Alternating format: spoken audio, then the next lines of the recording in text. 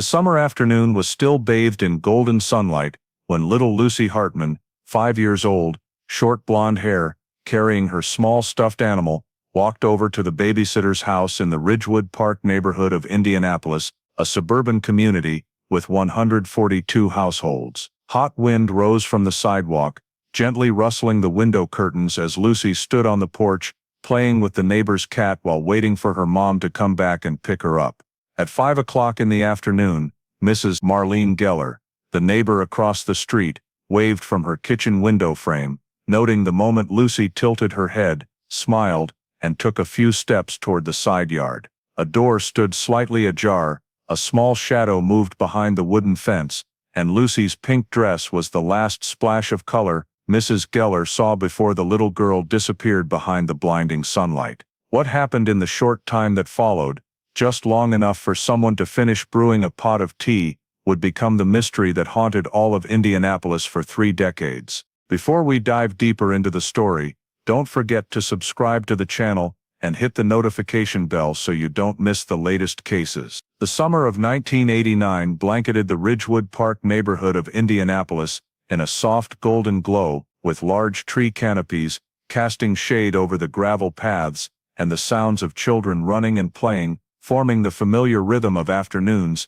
that seemed like they would never change. The Hartman family, like so many others in the neighborhood, still kept the habit of sending their 5-year-old daughter, Lucy Hartman, over to Patricia Lowell's house, the friendly neighbor who also babysat part-time and whom everyone in the area trusted completely. Patricia's house was always open, always filled with laughter, and Lucy loved going there to play whenever her mom was busy. That afternoon, the last image anyone still remembered of Lucy was the scene of her standing on Patricia's porch, holding her favorite little toy, a small worn-edged cloth doll, playing with it while chatting with the cat next door, occasionally looking up at the sky as if wondering what she wanted to play next. A few neighbors passing by noted scattered moments. Some remembered Lucy's bright, bubbly giggle drifting from the porch. Others recalled the back door standing slightly open to let the breeze into the kitchen, and someone else only caught a fleeting glimpse of Lucy's shadow darting across the porch, like a tiny point of light in the summer afternoon. Nothing seemed out of the ordinary, nothing signaled a break, but when Lucy's mom returned to pick her up, the atmosphere changed in an instant. Patricia opened the door with an unusual look of confusion, touched her hair, and said the sentence that brought everything to a halt. "I thought you came early, and already picked her up." Those words landed in a heavy, puzzled silence. Lucy's mom immediately stepped inside the house, calling her daughter's name, flipping sofa cushions, checking kitchen corners, then running straight out to the backyard. Nothing. She circled to the side of the house, past the shed, then ran back to the front porch, calling over and over with growing urgency in her voice. The first frantic search, done at a desperate pace, was repeated a second time, a third time, but all led to the same result: no Lucy. Panic spread with every step the mother took, with every urgent knock on neighbors' doors, and every pair of eyes that began to widen, because no one was sure what was happening anymore. Just minutes earlier, everything had been as peaceful as any other day, yet now Lucy was nowhere to be found in the entire property. The fear grew unmistakably sharp when her name echoed back from no corner of any yard or garden. Finally, when all efforts to search the immediate area proved futile, the Hartman family realized this was beyond their control. They picked up the phone, dialed emergency services, and reported that their daughter had vanished from the neighborhood. That call marked the end of an ordinary afternoon, and the beginning of a journey that would stretch on for more than 3 decades. The patrol car from the Indianapolis Metropolitan Police Department pulled up in front of the Hartman house just minutes after the missing person call, its emergency lights sweeping lightly across the fronts of the neighboring homes, like marking the start of an investigation process no one yet imagined would stretch on for decades. The first 2 officers stepped out,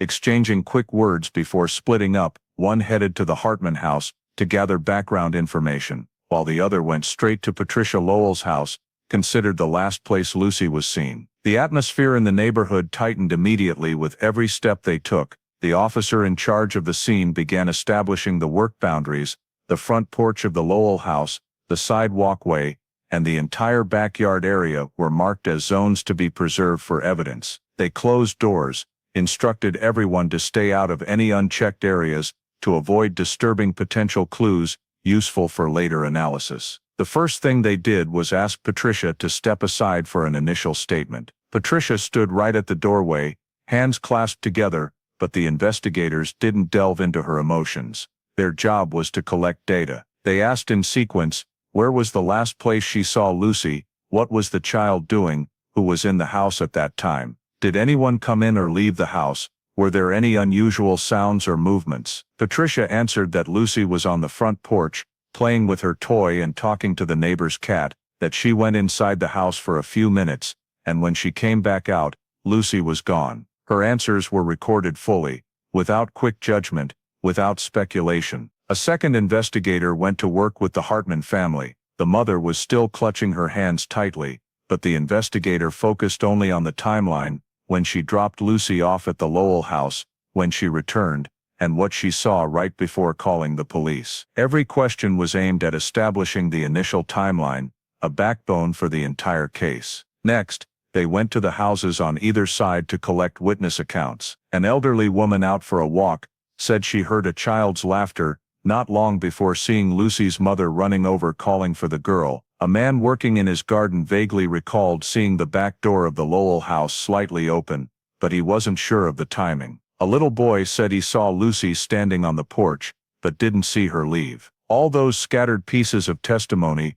were recorded, then fitted into a still very rough timeline that made the window of Lucy's disappearance a wider blur than expected. When compiling the preliminary facts, the lead investigator quickly realized something unusual. No witness could confirm seeing Lucy leave the porch or run out to the street. This immediately changed the approach. Normally, a young child wandering off would leave a chain of visual clues, running sounds, a small figure flashing across a yard, someone's attention in the neighborhood. But in Ridgewood Park that afternoon, everyone saw Lucy in place, and then no one saw her leave. That was the most dangerous gap in any missing person file. At the same time, investigators also noted another point.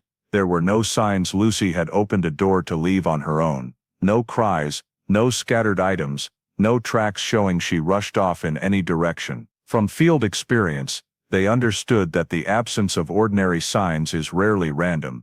It suggests the possibility of external intervention, a movement the child herself did not initiate. Based on the data collected in the first hour, the investigation team sketched a preliminary outline of what might have happened. Lucy was on the porch. Patricia went inside the house for a short time, and in that tiny gap, something occurred that caused Lucy to vanish without anyone seeing. That gap became the focus of that evening. The more they cross-checked, the more certain the investigators became that this was not a case of a child simply wandering off. There was no path Lucy could have taken on her own, without neighbors noticing. There was no exit she could have opened herself, without leaving a trace. There was no sound indicating she left the porch area. All those absences combined to form a clear picture, a mysterious disappearance, likely involving an external act. When the investigators finished marking the crime scene boundaries and completing the basic witness statements, they didn't talk much to each other.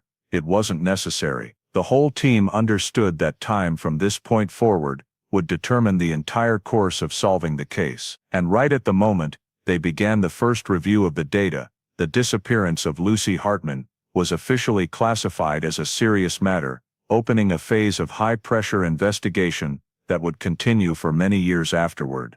When the initial on-scene observations were completed, the investigation team moved on to the next step in the process, expanding the search to cover the entire Ridgewood Park neighborhood. This was the phase where every available resource was mobilized, because they understood that if Lucy was still within the neighborhood boundaries, the chances of finding her would be highest in those first few hours. The officers began dividing into small groups, each assigned to fan out from the Lowell house like the branches of a star-shaped map.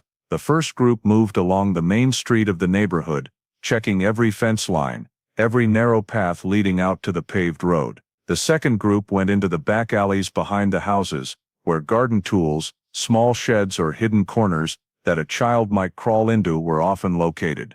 The third group was tasked with checking vacant homes. In some neighborhoods, unoccupied houses frequently become dangerous blind spots when a child goes missing. The entire neighborhood seemed to switch into alert mode all at once, but the search was conducted with near absolute discipline. Every yard, every row of bushes, even places that seemed too small to hold a child were swept with flashlights and combed inch by inch. Residents stood on their porches watching, but no one was allowed to join the search area to avoid contaminating evidence. The investigation team wanted everything based on data, not on crowd chaos. A specialist brought in a K-9 unit, a specially trained police dog for missing persons cases. They gave the K-9 an item with Lucy's scent and let it begin tracking. At first, the dog headed straight toward the road in front of the house, then turned toward the side of the Lowell house, the direction believed possible if she had left the porch on her own. But just a few dozen yards later, the scent trail suddenly faded sharply. The K-9 stopped, circled a small area, returned to the same spot, then looked back at the handler, as if signaling the scent ends here. This was more significant than what the neighborhood residents could immediately grasp. A 5-year-old child leaving on her own would leave a prolonged scent trail along the path she took: sweat, skin, clothing. K-9s almost never lose a trail abruptly, unless 1. The child was picked up, or 2. The child was placed into a moving vehicle. Both possibilities were inconsistent with the child wandered off scenario. Meanwhile, the group checking the backyards of each house began sending reports back to the temporary command center set up at the patrol car in front of the Lowell house. All reports reached the same conclusion: there were no signs Lucy had passed through any backyard. No dropped items, no footprints, no disturbed soil or sand. Investigators recorded these results coldly and systematically. The very absence of traces was the most important data point. This raised a question that needed to be analyzed from a behavioral perspective. Could a 5-year-old child leave the porch without drawing attention? The investigators agreed that the probability was very low. Young children usually make noise when running, when opening doors, when moving around in a yard. They are usually seen by multiple people, especially in a quiet neighborhood, like Ridgewood Park. But here, no one could confirm seeing her leave her last known position. From that, the officers constructed a hypothetical movement chart for a 5-year-old. Lucy could only have walked in 3 main directions from the porch. They checked each one toward the front road. No traces toward the Lowell backyard. No traces toward the neighboring house. Also no traces. None of the 3 directions led to any reasonable endpoint. A veteran investigator offered an early assessment: if she walked away on her own, we would have found her, or at least had some sign.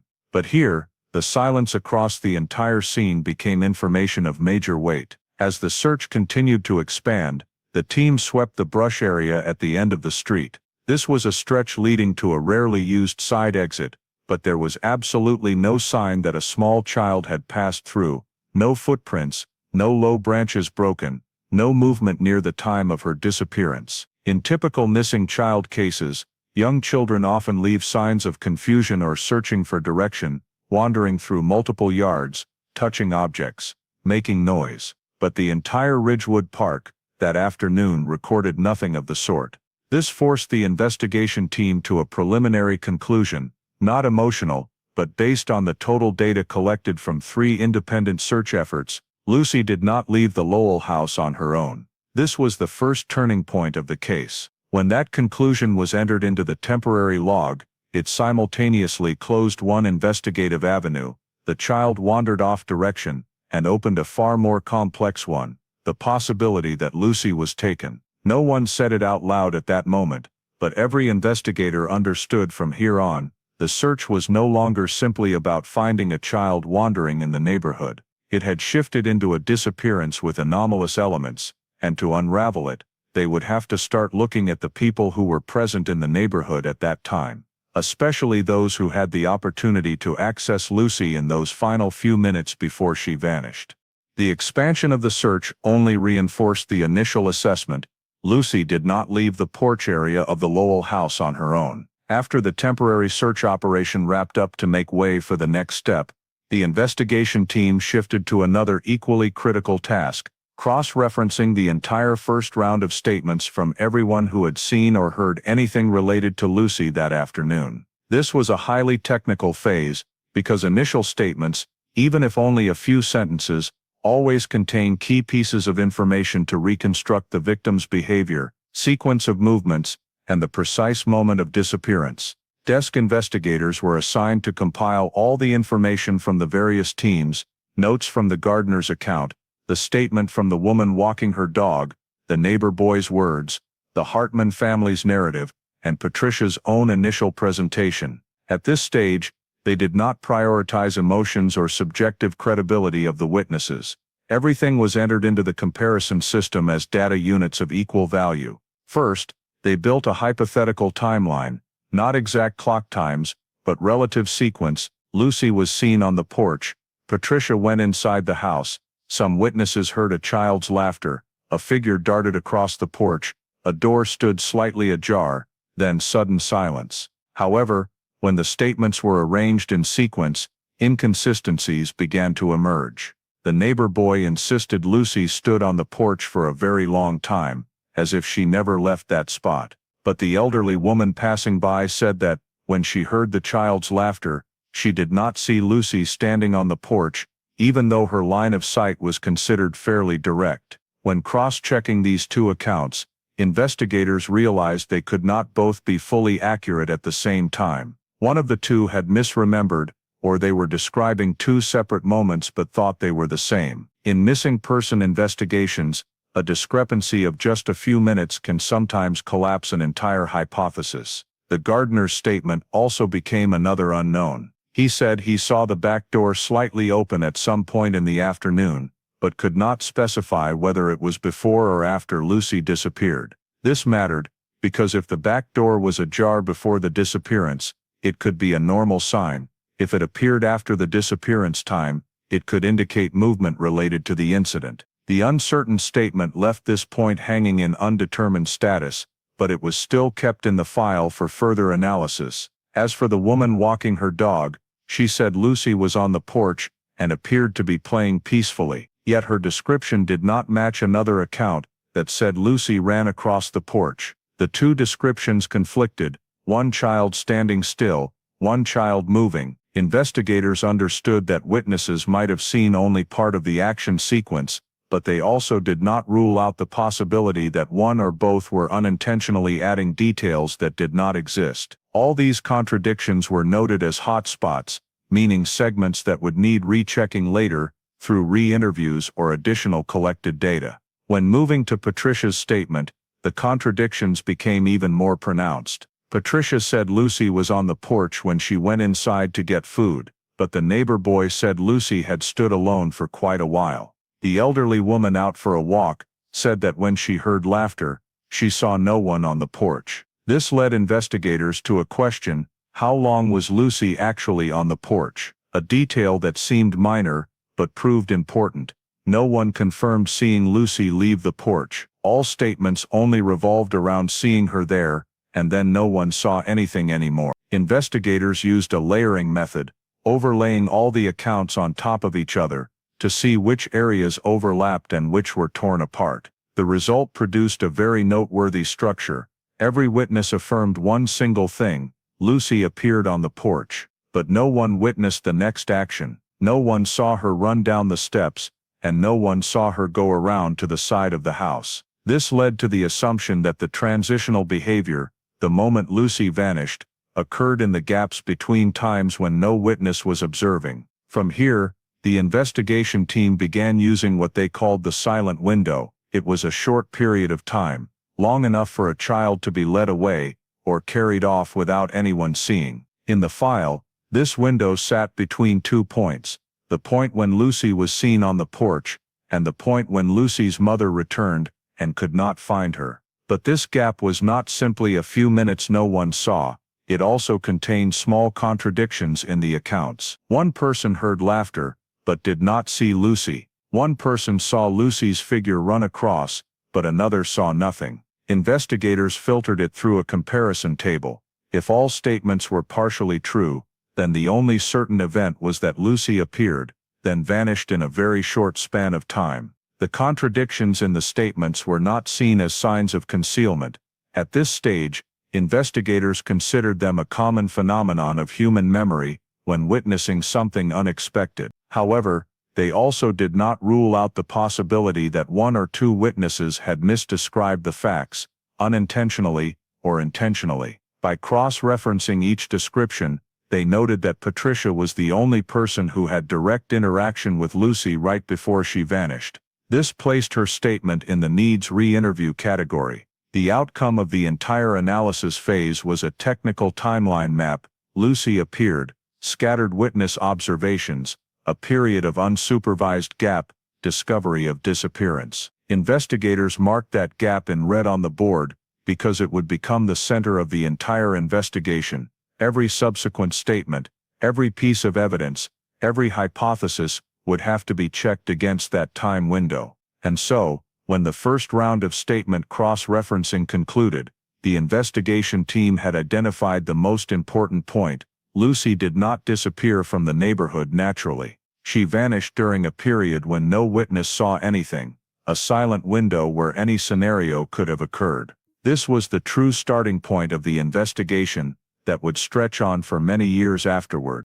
From the data already collected, and the emergence of the silent window, a period of no witnesses, no movement, and no physical signs, the investigation team began building a set of preliminary hypotheses to guide the next steps. Each hypothesis was analyzed based on possible behaviors, the field conditions of Ridgewood Park, and common patterns in child disappearance cases. First, they evaluated the possibility that a 5-year-old child left the porch on her own and wandered off. When cross-checked against the facts gathered from the expanded search, the results were nearly unanimous. This probability was extremely low.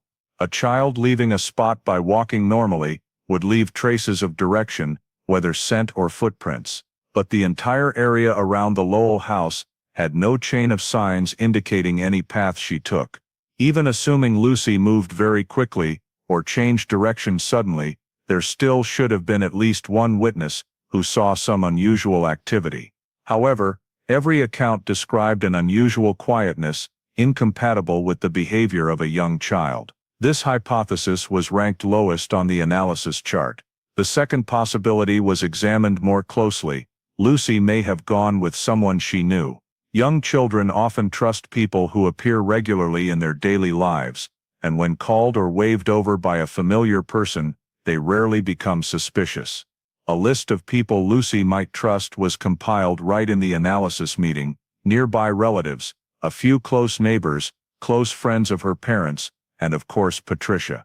Some members of the investigation team emphasized that if the circumstances were like that, the absence of screams or struggling would be completely logical. But the problem was that such movement would still have to occur along a route visible to the naked eye in a neighborhood, without major obstacles. If she held hands with a familiar person and left the porch, surely someone in the neighborhood would have seen two figures walking away. But no witness described anything similar. The complete absence of visual data caused this hypothesis to be rated as medium probability, not strong enough to become the main investigative direction, but also not eliminable due to lack of disconfirming evidence. The third hypothesis was put forward right after, and it also received the highest consensus from the investigation team. Lucy was carried away by a stranger. This possibility fit many key elements already recorded: the canine scent trail ending abruptly, the complete absence of any unusual sounds, and the action window being too short to attract others' attention. Carrying a child instead of leading by the hand would prevent the victim from making footsteps, while also lifting the scent trail off the ground, a detail that only someone experienced or with clear intent would think of. Moreover, a stranger could have observed the neighborhood beforehand, recognized the usual time Lucy was babysat on the porch,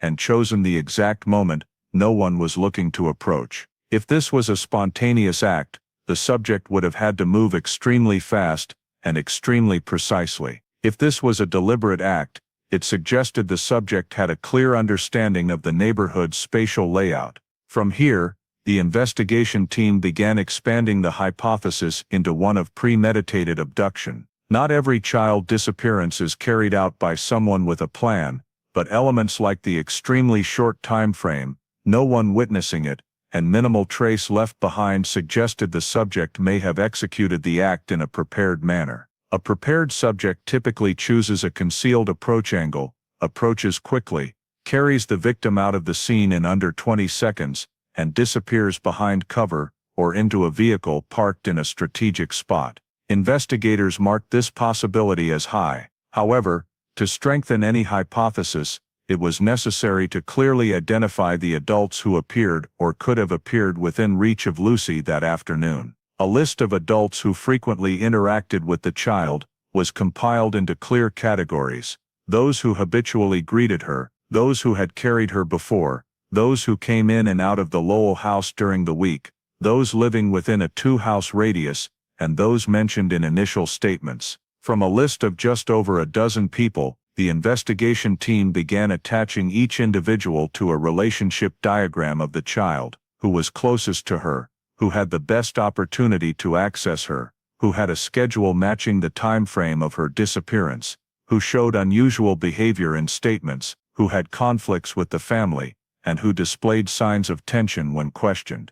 Of course, placing a name on the list did not mean suspecting them of a crime, but each person had to be analyzed based on objective opportunity. Where were they at the time? Could they have carried a child without making noise?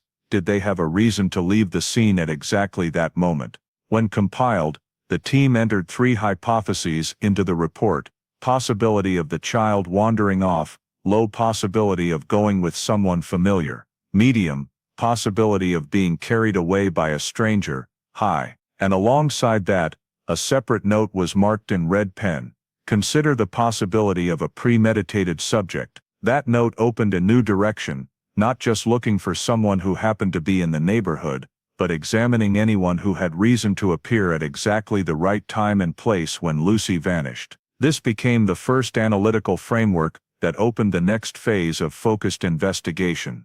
Patricia Lowell was invited into a separate room for a second interview, this time under the standard protocol for witnesses who had direct contact with the victim right before the disappearance occurred. The atmosphere in the room maintained the necessary neutrality: no accusations, no speculation, only a focus on clarifying the details from the initial statement. The investigators began by asking Patricia to describe the entire sequence of events again, from the moment Lucy arrived at the house until the moment she realized the child was no longer there. In this second statement, the investigation team immediately noted subtle changes in both the content and the way she expressed it. In her first statement, Patricia said that Lucy was standing on the porch and she only took her eyes off the child for a little bit to go inside and get something. But when asked again, she used the phrase, "I think she was still standing there when I went inside," a softer, less certain way of putting it. This caught the investigators' attention, because the shift from assertion to supposition often indicates that the speaker is adjusting their memory in response to the questioner, or trying to rearrange a story to make it more plausible. They asked Patricia to describe her exact position in the house when she went inside. The new statement differed again. The first time she said she was near the kitchen. The second time she said she was in the bedroom to get a towel. When asked a third time, she said she only stepped inside a few steps to check on a simmering pot. 3 descriptions for the same action but leading to 3 completely different locations, a classic indicator of avoidance or of someone trying to restructure a situation rather than recount a true sequence of events. Investigators recorded each point with its own code in the file: verbal behavior, changing position, action sequence, inconsistent. These signals were not enough to draw a conclusion yet, but they tended to repeat in witnesses who were concealing part of the information. The investigation team moved on to analyzing Patricia's timeline, before and after the time of Lucy's disappearance, with the goal of determining if she had any periods that were difficult to explain within the case's time frame. According to her initial statement, Patricia said that day she was only at home, doing chores, cleaning the living room, and preparing dinner. But when cross-checked against small details, for example, the absence of items corresponding to cooking activities, or notes from a neighbor saying Patricia seemed not to be home for a short period, the investigators began to notice gaps in her schedule. In addition, one noteworthy point: Patricia could not provide a clear explanation of where she was inside her own house during the exact time Lucy vanished. Her statements kept shifting toward "I don't remember clearly, I think it was like that, or maybe I was doing something else." This level of vagueness was especially sensitive, given that she was the last person to see Lucy. Investigators knew that human memory can be off under stress, but prolonged vagueness and such strong changes in details were unusual. They dug deeper into one of the most striking statements, the words Patricia said when Lucy's mother returned to pick her up. "I thought you had already picked her up." The investigators asked her to explain exactly what that sentence meant. If she truly thought Lucy's mother had picked her up, why didn't she hear a knock at the door or see the mother? Something nearly impossible when her position in the house had a direct view of the porch. Patricia replied that she heard a noise outside and thought it was Lucy's mother arriving, but when asked what the noise was, she could not describe the sound, could not remember how long it lasted, and also could not explain why she did not check who had come. One investigator asked directly, "You concluded that the mother had picked up the child just because you thought you heard something, no check, no follow-up?" Patricia did not answer right away. She looked down at her hands, touched her ring, then gave a roundabout response. "I was a little distracted, I was busy with things in the house." That answer connected a new chain of contradictions. If she was busy with things in the house, how could she have seen Lucy's mother arrive? If she didn't see her, why did she think the mother had picked up the child? And if she didn't verify, why did she say it so confidently to the child's mother? Those questions were not direct accusations, but they exposed how Patricia handled, or failed to handle, information about the critical moment. The investigation team noted a pattern of evasion in her responses, changing information when pressed deeper, using vague terms to cover specific details, and avoiding explanations of important time periods. All of this was seen as signals to monitor in the ongoing investigation. When the third interview took place a few hours later, the changes became even more pronounced. The investigators asked Patricia to describe the scene of Lucy standing on the porch again. She changed details about Lucy's position, from right in front of the door to near the railing, then to sitting on the steps. When asked to describe the clothes Lucy was wearing, she gave 3 different descriptions within a few minutes. Of course, memory can fluctuate, but this degree of variation exceeded the normal threshold. The file recorded this as unusual chain of changes in visual details, something commonly seen when the person is not relying on real memory, but trying to craft a statement that fits the investigators' expectations. After 3 consecutive interviews, the investigators reached an important consensus. Patricia Lowell needed to be moved into the primary suspect group, not because there was physical evidence linking her, but because she was the only person with direct contact, the only one with unique access opportunity, and the one whose statements contained the most contradictions in the entire file.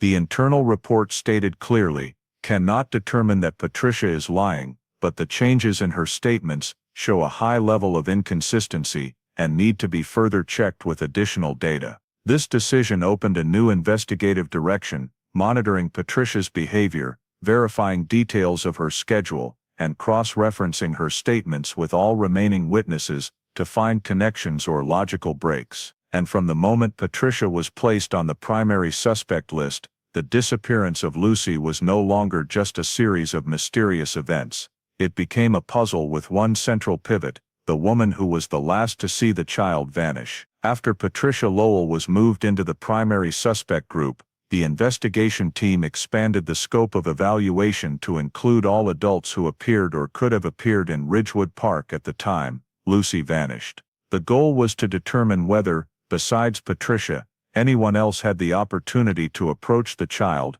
and the right timing to carry out the act of removing her from the porch area. The initial list included more than 10 people, but to keep the investigation from becoming diluted, they began screening those with the most direct possible contact: the gardener working 2 houses away, a delivery person who appeared within a vague time frame, and a stranger, a young man, whom several residents had seen walking around the neighborhood for several consecutive days. The investigation team started with the gardener. He was present in the neighborhood that afternoon, a factor that could not be overlooked. The initial file recorded his statement as quite simple: working in the backyard of house number 14, occasionally looking toward the street to observe the trees, did not see Lucy leave the porch. But upon closer examination, they asked him to describe his work in detail. He said he was trimming trees and collecting branches and leaves, an activity that kept him bent over for fairly long periods. This raised a possibility. During the few minutes he was bent down cleaning up piles of leaves, he could have missed important movement. However, investigators examined the strategic position where he stood. From that spot, he did not have a direct line of sight to the Lowell porch. Tall hedges blocked the view. This reduced the value of his statement did not see Lucy leave, but it also opened a question: could he have heard or seen something else that he did not recognize the significance of? After an hour of separate questioning, the investigation team noted that he had a relatively solid alibi. Multiple residents confirmed seeing him in the backyard during the exact time frame that needed verification. The gardener was kept on the list but ranked at a low level of suspicion. Next came the delivery person. House number 9 had placed an order, and according to residents, the delivery vehicle had stopped in front of the neighborhood that afternoon. The delivery person's identity was quickly confirmed. In the interview, he said he only stopped the vehicle for a few minutes, placed the package at the door and left. However, when cross-checked with neighbors' statements, someone said they saw the delivery vehicle parked longer than usual. Investigators requested a review of the company's delivery schedule and found that the time recorded in the system deviated from his statement. This was not evidence of a crime, but it was a reasonable cause for deeper examination. He was asked to describe his route of movement within the neighborhood. His statement partially matched, but not completely, causing the investigation team to mark his file as needs additional verification. However, through cross-checking the GPS of the delivery truck, they discovered that the vehicle was stopped in the neighborhood for only about 3 minutes, consistent with delivery time. Part of the suspicion was eliminated, but investigators still kept him on the medium suspicion list due to the initial statement's inconsistency. The third person drew far more attention from the investigation team: the stranger, a young man. Multiple residents reported that in the roughly 2 weeks leading up to Lucy's disappearance, they had seen a young man with black hair and a thin build appearing around the neighborhood at various random hours. This person did not live in Ridgewood Park, and no one knew who he was. Those who had seen him described him walking slowly, looking into yards, sometimes jotting something down in a small notebook. This particularly caught the investigators' attention, because repeated observation behavior fit the pattern of planned abductions, where the subject monitors family routines, identifies observation blind spots, and determines times when children are alone. Once a match was found for the description, they brought him in for questioning. He said he was looking for a rental house in the area, and was walking around to get a feel for the living environment. The explanation sounded plausible, but when investigators asked him to list the houses he had checked out, the list he provided did not match the information from the homeowners. He also could not clearly recall which days he had come to the neighborhood, only saying, "I think it was last week." The slow, halting, and unconfident manner of answering caused his file to be marked as high potential for follow-up. To complete the screening step, the investigation team built files on each person according to 3 key components: position at the time Lucy vanished, potential motive, and alibi, to verify whether they could or could not have been present during the blind time window. The gardener had a position near the area, but virtually no motive. The delivery person had opportunity to be in the neighborhood, but too short a time window to carry out a complex act. The stranger had behavior fitting a surveillance pattern, but lacked evidence confirming his presence exactly during the time Lucy disappeared. Investigators classified each person by level of suspicion. Some alibis were placed under re-evaluation, such as the delivery person's travel schedule and the actual presence of the stranger in the neighborhood that day. A few residents mentioned details that seemed minor, but could be important. For instance, the sound of an engine starting in an area where vehicles rarely stopped, or a figure appearing at the end of the street and vanishing quickly. All were collected and fed into the analysis to see if any matched the 3 main persons of interest. After many hours of continuous review, the investigation team retained a prioritized list of 3 people for follow-up: Patricia Lowell, the delivery person with inconsistent statements, and the stranger with unusual observation behavior. This was not an accusation list, but a structure to focus resources on the individuals with the highest relevance, based on timing, access opportunity, and behavioral characteristics. From this point forward, the investigation officially entered the focused phase, where these 3 files were scrutinized in detail from every small element in statements, schedules, and the possibility of being present during the time window of Lucy's disappearance. The next steps would depend entirely on decoding the degree of relevance of each person on this list. Within the first 72 hours after Lucy disappeared, the entire investigation process was run at maximum speed, but at the same time, gaps began to appear that would later become the reasons the case stalled for many years. This was the period when every statement, every trace, every smallest movement could carry decisive value, but it was also the phase when information was most easily distorted by urgency, resident pressure, and the technological limitations of the 1980s. When the investigation team began analyzing the statements collected on the first day more closely, they discovered discrepancies in timing across multiple notes. Some witnesses described the time they saw Lucy as around early afternoon, while others described the same event as near evening. When cross-checked, those times were actually nearly an hour apart. Children described time mostly in terms of when the cat ran into the yard, or when the sun was still bright, making it difficult to pin down exact markers. Investigators tried to adjust by asking witnesses to tie events to real-world anchors, like the time the mail was delivered, or when the gardener left, but discrepancies persisted. One witness claimed to have seen Lucy standing on the porch right up until the mother came back, but when compared against the police-recorded time of the mother's arrival, that statement did not match the changing light or activity patterns in the neighborhood. Details off by just a few minutes became far harder problems than imagined, because the already short silent window could expand or contract depending on which statement was treated as accurate. In missing person investigations, a 10-minute discrepancy alone can shatter an entire hypothesis. When cross-referencing statements produced more gray areas than answers, the investigation team shifted to searching for physical evidence in the area around the Lowell house. One group swept the soil near the porch steps, another checked the narrow paths leading out back. During the search, a small item was noted, but not processed according to full protocol, a very tiny scrap of fabric caught on the edge of the wooden railing. The scrap was light-colored and only the size of a fingertip, so the scene technician at the time marked it as unidentified object, not yet linked to the case. In a context with so little data, this piece of evidence should have been immediately sealed for analysis,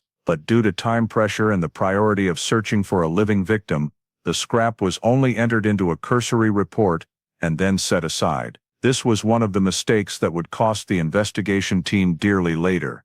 The item was rediscovered many years afterward, in a condition that no longer held any value for tracing back to the original scene. Another difficulty that made those first 72 hours especially fragile was the complete absence of security cameras in the neighborhood in 1989. Ridgewood Park was a peaceful suburb, not the kind of area with high crime rates that would prompt residents to install surveillance systems. The nearest stores were far from the neighborhood and had no cameras either. This left investigators without the one tool that could have reconstructed human and vehicle movement during the window when Lucy vanished. Without visual data, everything depended on witness memory, a tool that inherently lacks precision and is heavily influenced by the panic and emotion of that afternoon. Additionally, the lack of cameras meant there was no way to verify whether any unfamiliar vehicle had entered the neighborhood during that time frame. If a car had parked a few houses away and left within a minute, no one could confirm it,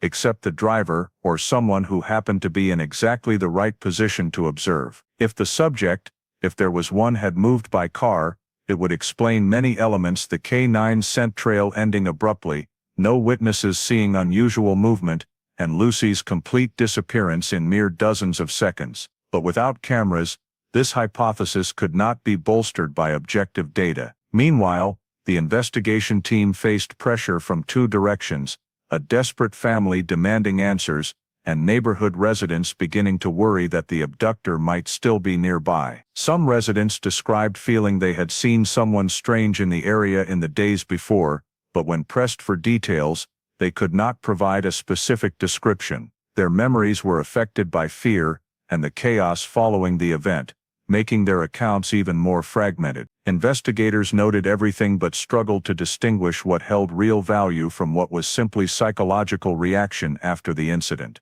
Those first hours also revealed a common problem in missing person cases of the 1980s. When a victim is not found quickly, initial leads tend to cool before they are fully processed. Witnesses begin to forget details, environmental sense change, footprints fade, and residents' normal activities erase layers of information that, if collected in time, could have supported the investigation. When the team returned to recheck the area the next day, some locations had already been disturbed by too much foot traffic from concerned residents trying to search on their own, a common occurrence when a community is anxious and attempts to help. There were no breakthroughs in those first 72 hours. The hypotheses remained open, but none had data strong enough to become the official main investigative direction. Investigators described the process with a precise image: "We're standing in a room full of doors, but none of them has cracked open yet."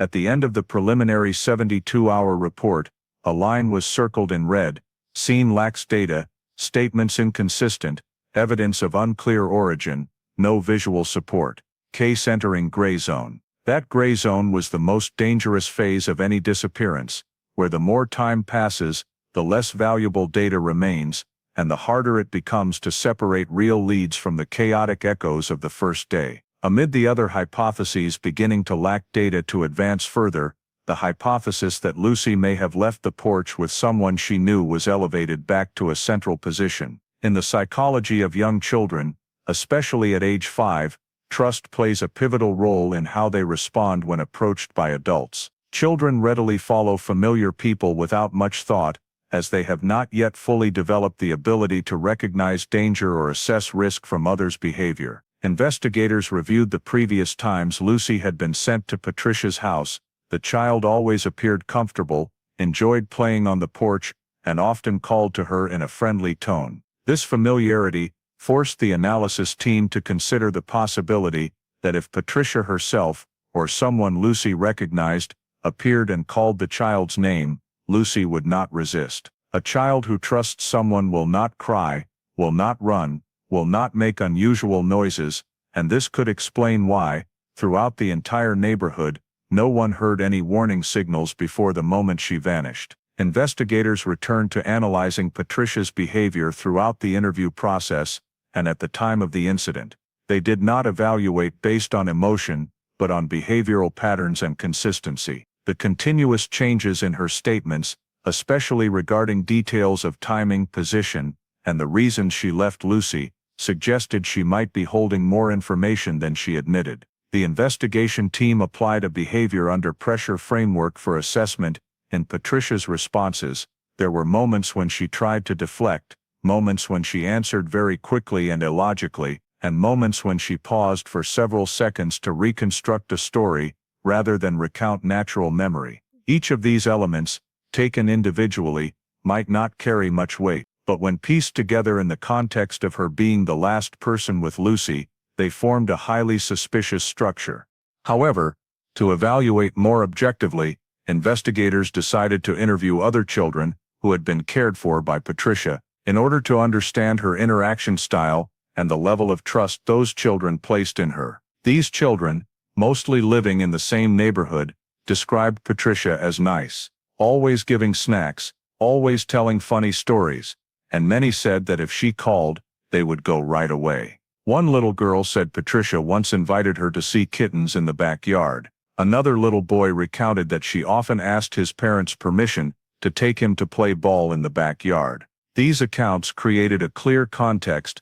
Patricia was someone capable of getting children to follow her without creating a noisy scene or resistance. None of the children said she had ever frightened them, but this excessive trust became a risk factor. If her motive changed, or if she was concealing something, the children would not notice. Based on this data, investigators examined possible scenarios: Lucy standing on the porch, Patricia stepping inside the house. If Patricia stepped back out and called the child, or signaled for her to follow into an area out of sight, such as the backyard, the side door or near the tree canopy, Lucy could have followed quite naturally. This fit the absolute silence recorded in the neighborhood at that moment. No running sounds, no cries, no sounds of protest from a child.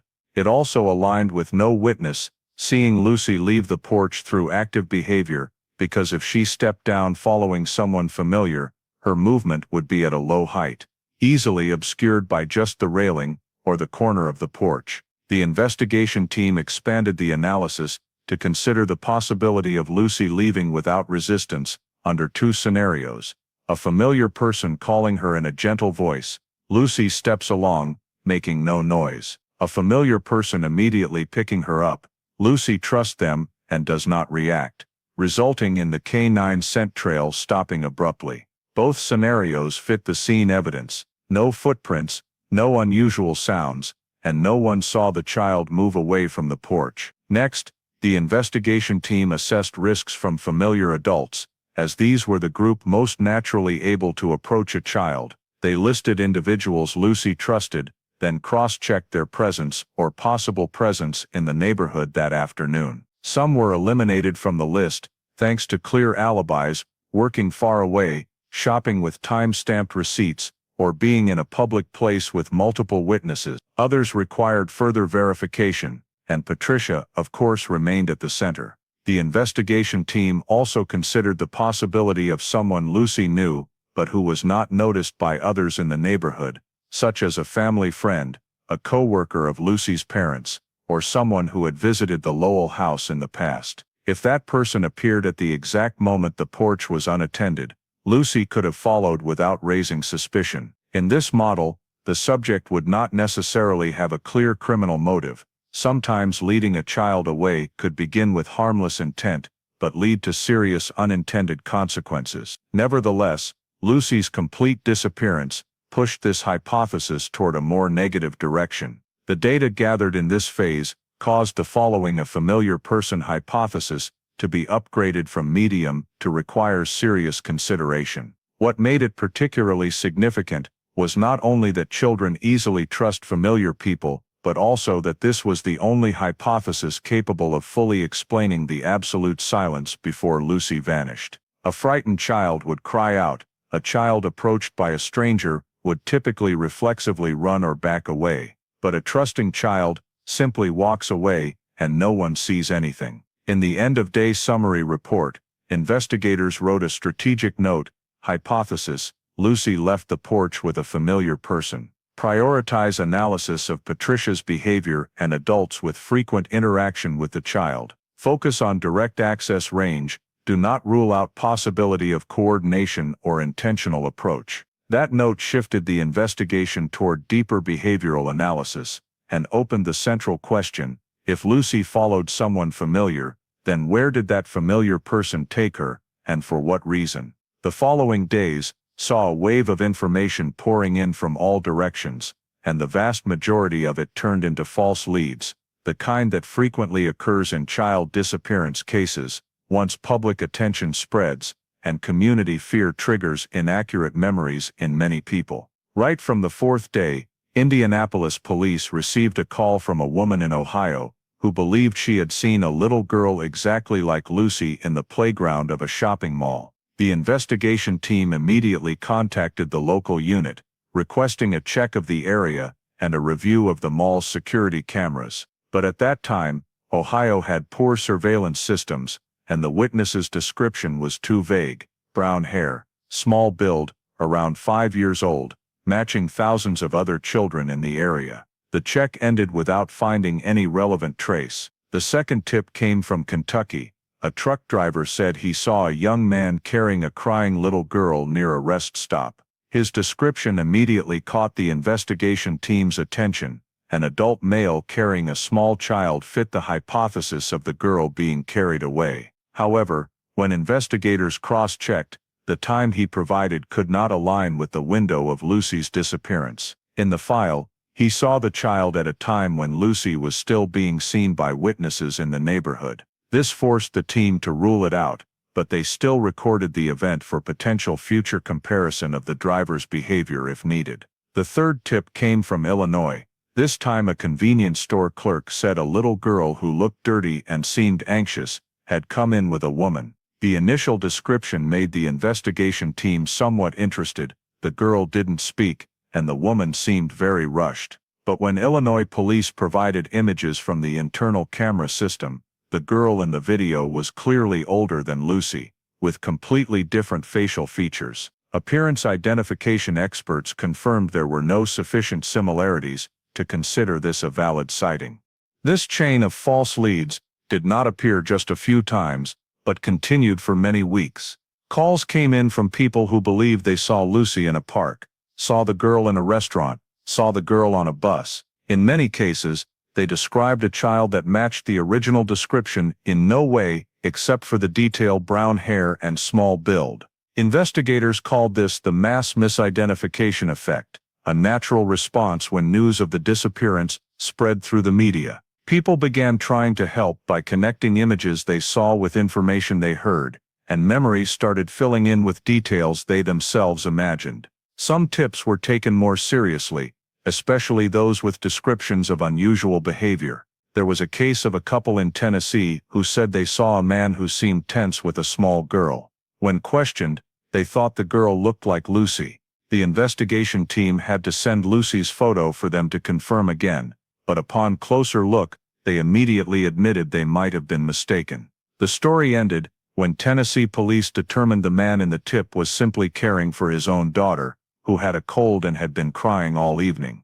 In another case, police received a tip that Lucy had been taken across the Indiana state line into Missouri. A bus driver claimed to have seen a woman carrying a girl identical to Lucy on a long-distance trip. After verification, the woman in the story turned out to be taking her daughter to visit relatives after a divorce, completely unrelated to the case. Not only were there false sightings, but many pieces of misleading information came from unreliable sources, people claiming to be psychics, people who saw premonitions, people who heard cries and dreams calling the police station. In such a high-pressure situation, investigators had to receive the information, but always remain cautious about the risk of being led off course. Some newer members of the investigation team were even distracted by these accounts, forcing veteran investigators to remind them to stick to real data and not let emotion interfere. The peak of the false lead chain came when a little girl was found in a state park in Michigan, with several passing resemblances to Lucy in appearance.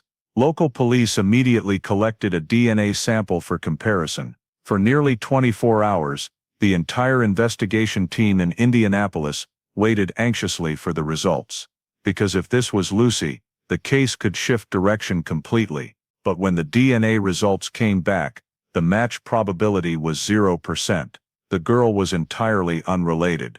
This dealt a strong psychological blow, not only to the Hartman family, but also to the investigation team itself, which had been hoping for a rare miracle in this chaotic phase. When compiling all the sightings, misleading tips, and miscellaneous information from dozens of sources, investigators created a statistics table. More than 80% of the information could not be verified.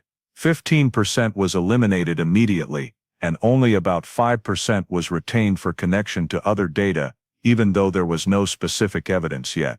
Though this ratio was typical in child disappearance cases, it still made the investigation process significantly chaotic. When the first week closed without any breakthrough, the investigation data map gradually became empty in the most critical areas. No camera footage, no direct eyewitnesses, no confirmed DNA, and no statement strong enough to rely on. The scattered small pieces of information were drowned in a sea of false leads, forcing the investigation team to write in the report, "No valid lead, pointing to the victim's direction of movement. Case is gradually losing structure, risk of sinking into undetermined territory." And just as that prediction suggested, the case began to slide into a deepening fog, where every direction seemed possible, yet all lacked foundation, making the search for Lucy more fragile than ever. By 1994, after more than 4 years with no significant progress, the Indianapolis Police Department was forced to classify Lucy Hartman's disappearance as a cold case. a term that was chillingly literal and reflected the reality that the case was no longer in the active investigation priority stream, but shifted to a passive status, awaiting a new lead to emerge in the future. This decision was not because the investigation team gave up, but because there was no new data to expand the analysis. Every direction had reached a dead end, every hypothesis lacked supporting evidence, and community tips had either dried up or been neutralized by the passage of time. When the case was reclassified, the entire file, including statements, scene diagrams, evidence collection reports, investigation timelines, and primary suspects, was sealed according to the procedures in place at that time. But that very procedure contained flaws that seriously degraded the file's value in the years that followed. Some evidence items, including the small scrap of fabric once noted on the Lowell porch railing, were placed in sealing bags that did not meet long-term preservation standards. The bags were sealed with ordinary adhesive tape instead of specialized anti-oxidation tape. This caused the evidence to show signs of degradation in the early years and lose its original condition, making later DNA analysis difficult or impossible. It was not only physical evidence that suffered. Some investigation notes were also recorded incompletely or inadequately during the rushed early days. Handwritten sheets were scribbled hastily, many sentences were unclear, and some critical notes showed signs of being written disjointedly, not following chronological structure. This created major obstacles when trying to accurately reconstruct the behavior of each suspect, especially Patricia and the unknown young man. Some pages described statements without clearly identifying the speaker. In some cases, names were misspelled, delaying identity verification for many years afterward. The storage gaps became most evident when a new investigator in 2002 attempted to reopen the file to check its integrity. He discovered that some evidence items had been moved to different storage bins due to an internal storage optimization reorganization. No one had documented this transfer in the case file, breaking the chain of custody, a factor that could render the evidence inadmissible in court if presented in the future. Despite efforts to recheck, the storage management department could not locate the original records specifying the location of each item, because some documents had yellowed, torn edges, or were no longer clipped into the main file. At the same time, another issue emerged. Veteran investigators began retiring. 2 key investigators left the force in the mid-1990s, and another transferred to a different state for work. This made it difficult to access the recollections of those who had directly handled the scene on the first day. Another investigator, who had recorded most of the young children's witness statements, passed away in 1998, taking with him potential details that had never been committed to writing. In cold cases, an investigator's memory can sometimes be the key to reconstructing the event context, but when that memory vanishes with the person, the gaps grow even wider. Internal reports from 1994 through the early 2000s showed that the Lucy Hartman case received virtually no resources beyond periodic quarterly file reviews. Each review recorded the same assessment: no new leads, insufficient data to reactivate investigation. This caused the case to gradually slip into obscurity, not deliberately, but due to the accumulation of new cases demanding manpower and time. For many years, Lucy's file sat in a metal storage cabinet in the basement, alongside hundreds of other unsolved disappearances and homicides. Each layer of dust settling on the file cover symbolized yet another year passing without answers. The disappearance that once shook the entire neighborhood had become just another name on a list of old cases, rarely mentioned. To the system, it was merely one cold case among many. But to the Hartman family, it was a wound that never healed. The file, sinking deep into storage, carried serious consequences. Much of the original data became difficult to use. Some witness phone numbers were no longer in service.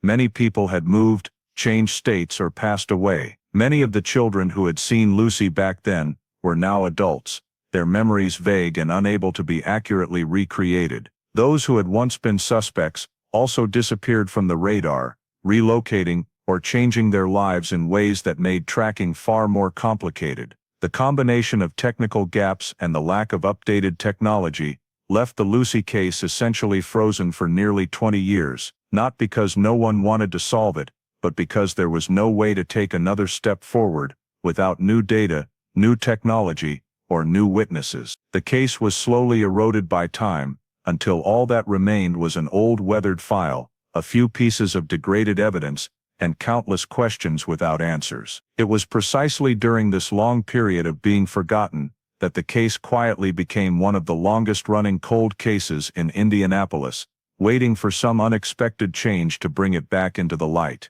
In 2016, after nearly 2 decades of Lucy Hartman's case lying dormant in cold storage, the Indianapolis Police Department decided to establish a cold case review unit, a specialized team tasked with re-examining old files under the light of modern technology and investigative methods. One of the first cases selected for re-evaluation was the 1989 disappearance of the 5-year-old girl in Ridgewood Park, and the person assigned to lead the effort was Detective Sarah Corbin, an investigator known for her skill in handling fragmented data and reconstructing scenes using next-generation behavioral analysis techniques. In the initial days of approaching the file, Corbin spent time reading every original document in chronological order, from the scene report, the initial statements, the neighborhood diagrams, to the scattered notes left by the old investigators on the margins of pages. She paid particular attention to faded spots,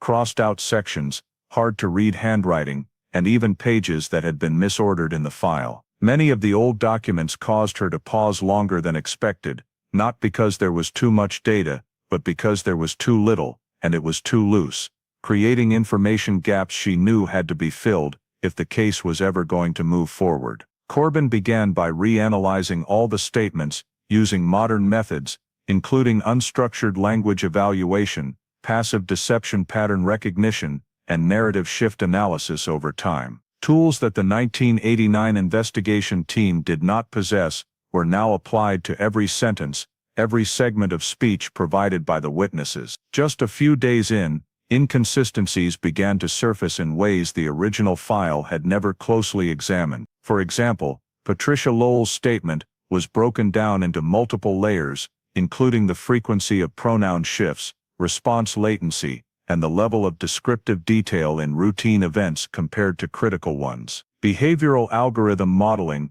revealed one standout factor: the segments describing the moment Lucy vanished showed a very high level of unnaturalness, meaning they contained strong signs of story reconstruction rather than genuine memory recall. In other parts, such as descriptions of daily routines, Patricia's speech was stable and logically structured. But when she described the moment she took her eyes off Lucy, the variation in wording spiked sharply. This prompted Corbin to flag that entire portion of the statement as requires re-interview using behavioral elicitation techniques. It was not only Patricia, other witnesses were reanalyzed as well. An 8-year-old boy at the time had claimed to see Lucy run toward the next house, but language analysis showed the keywords he used aligned with second-hand recounted memory, rather than first-hand visual memory. An elderly neighbor described someone standing at the end of the street near the time of the disappearance, but that story changed 3 times across 3 interview sessions,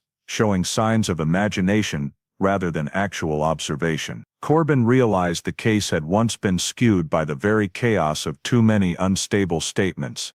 Once the statement analysis was complete, Corbin moved to reconstructing the timeline using behavioral algorithms, a modern tool designed to test the plausibility of actions within short time windows. She input all the data: the times witnesses saw Lucy, their positions, Lucy's position, Patricia's actions, recorded sounds, and the witness-free silent window, to simulate the full sequence of events.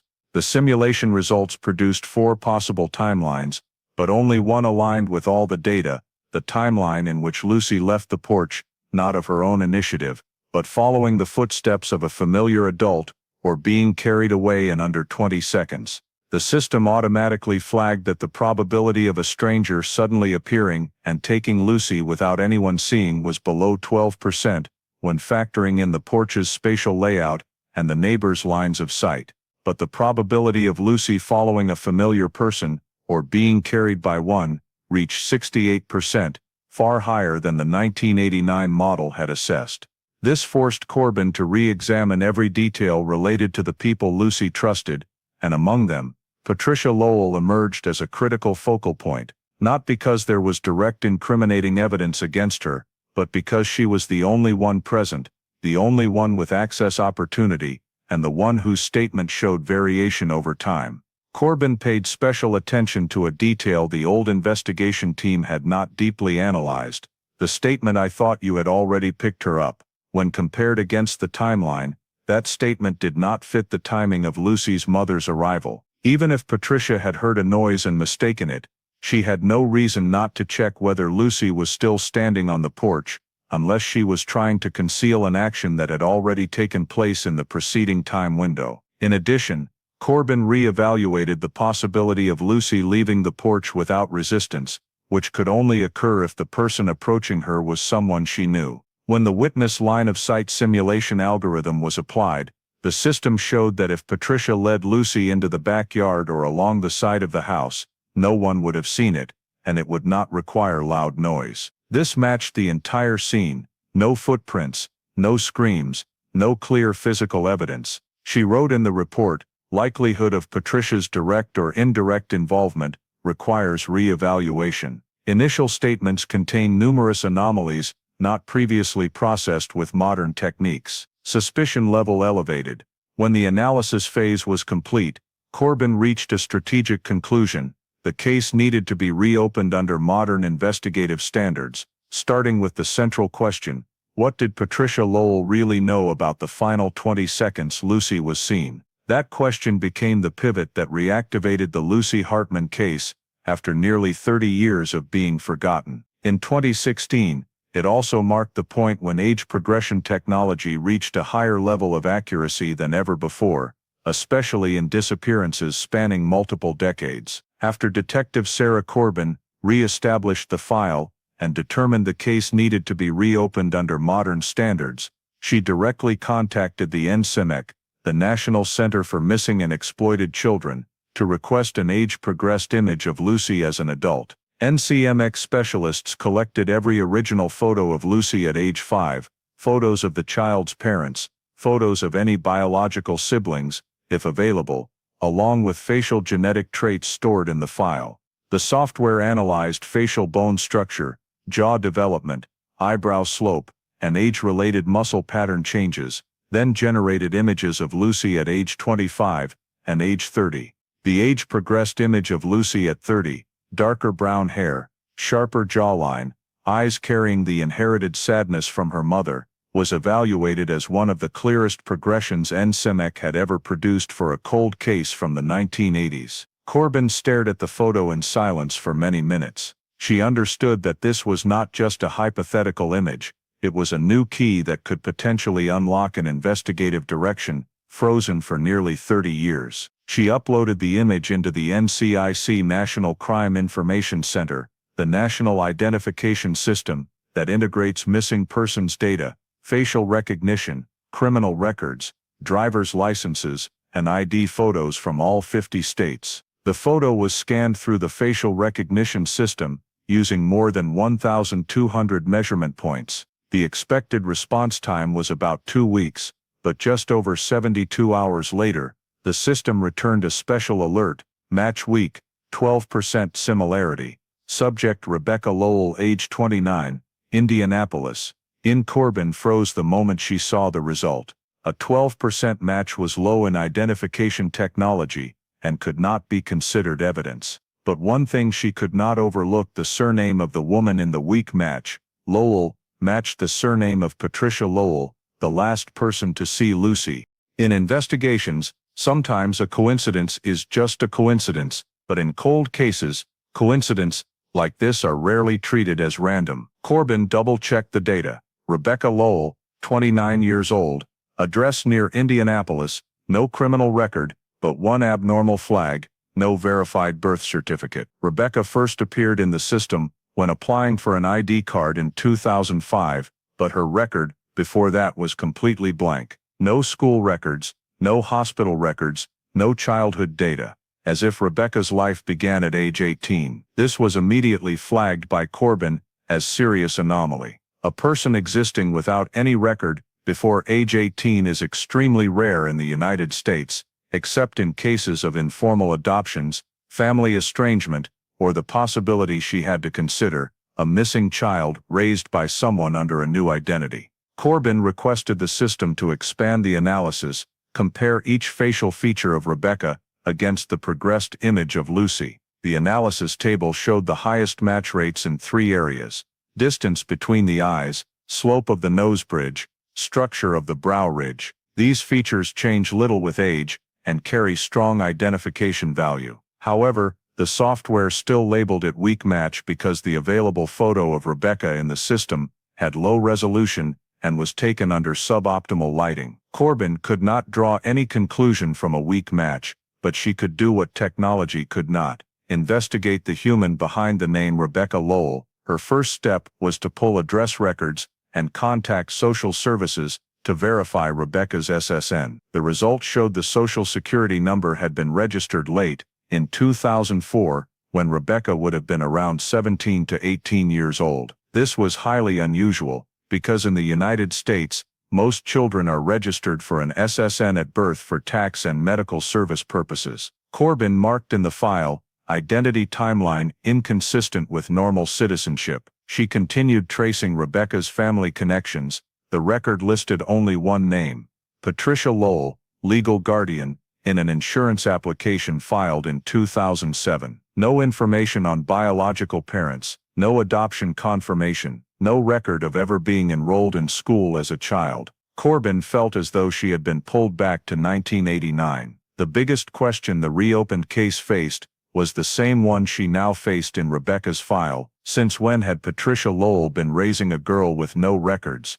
and who was that child? This data had gone unnoticed before, because Rebecca appeared many years after the disappearance, and Patricia, after 1989, had almost vanished from the investigative radar. But the emergence of a second Lowell in the identification system changed everything. Corbin compiled an immediate action list: locate Rebecca's birth certificate, if one exists, verify from what year Rebecca lived with Patricia, obtain Rebecca's DNA sample through legal means, investigate any identity change, if Rebecca once had a different name, examine Lucy's disappearance in correlation with Rebecca's appearance. She paid special attention to the years 1990 to 1991, the time Rebecca would have started school if raised locally. But there was no school data whatsoever. This made the possibility that Rebecca was raised in an isolated environment even clearer. At this point, every sign converged on one central point: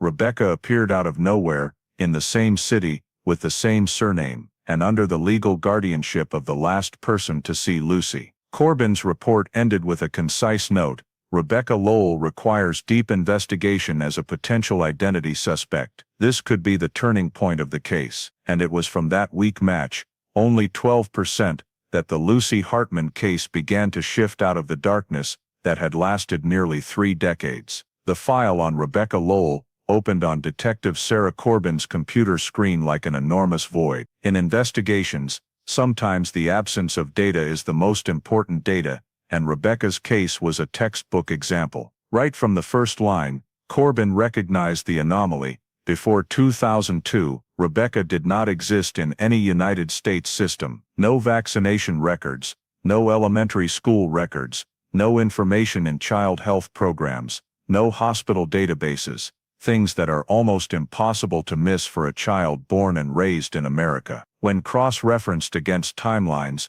Corbin realized that Rebecca appeared for the first time in 2002 in Social Security data, when she was issued an SSN, Social Security number. But even that SSN had issues.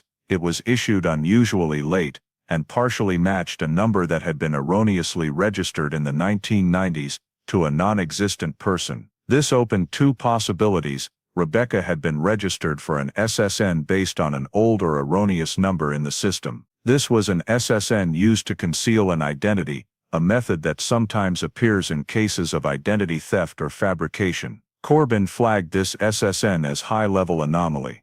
She continued pulling school records, the most stable source of information for any citizen who has ever lived in the United States. But for Rebecca, every school in the Indianapolis area returned the same result: No records found, no kindergarten records, no first grade records, no transfer records, no yearbook photos, no class lists, no teacher ever confirmed teaching Rebecca.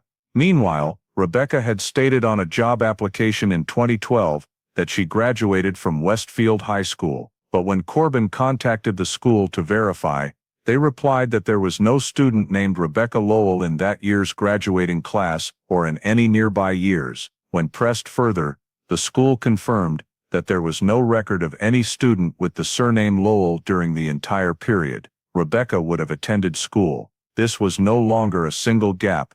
This was the complete erasure of an entire childhood. She continued checking Rebecca's federal tax records and discovered the third inconsistency. Rebecca filed taxes from 2008 to 2015, but there were no income records matching the workplaces listed on the returns. Even more, the tax addresses for 3 consecutive years led to apartments that Rebecca had never lived in according to rental data. This was not simply an error, it was a classic pattern of a constructed identity without any real data foundation. The deeper Corbin analyzed, the more Rebecca appeared as a shadow, existing only on paper from 2002 onward, no past, no roots, no one who could confirm knowing her as a child. Every new piece of data pulled up only reinforced the suspicion Rebecca Lowell was not her real name, and her true age might not even match what was on paper. Another detail that particularly caught Corbin's attention, in the 2005 application, Rebecca listed Patricia Lowell as her legal guardian, the only name matching hers anywhere in the system, and when comparing signatures on documents, Corbin noticed an unusually similar pattern between Patricia's signature and the signature of the representative for Rebecca during the period when Rebecca was not yet old enough to sign legal documents herself. This raised an even more chilling question: had Patricia created the identity of Rebecca, or had Patricia inserted Rebecca into the system under a borrowed identity?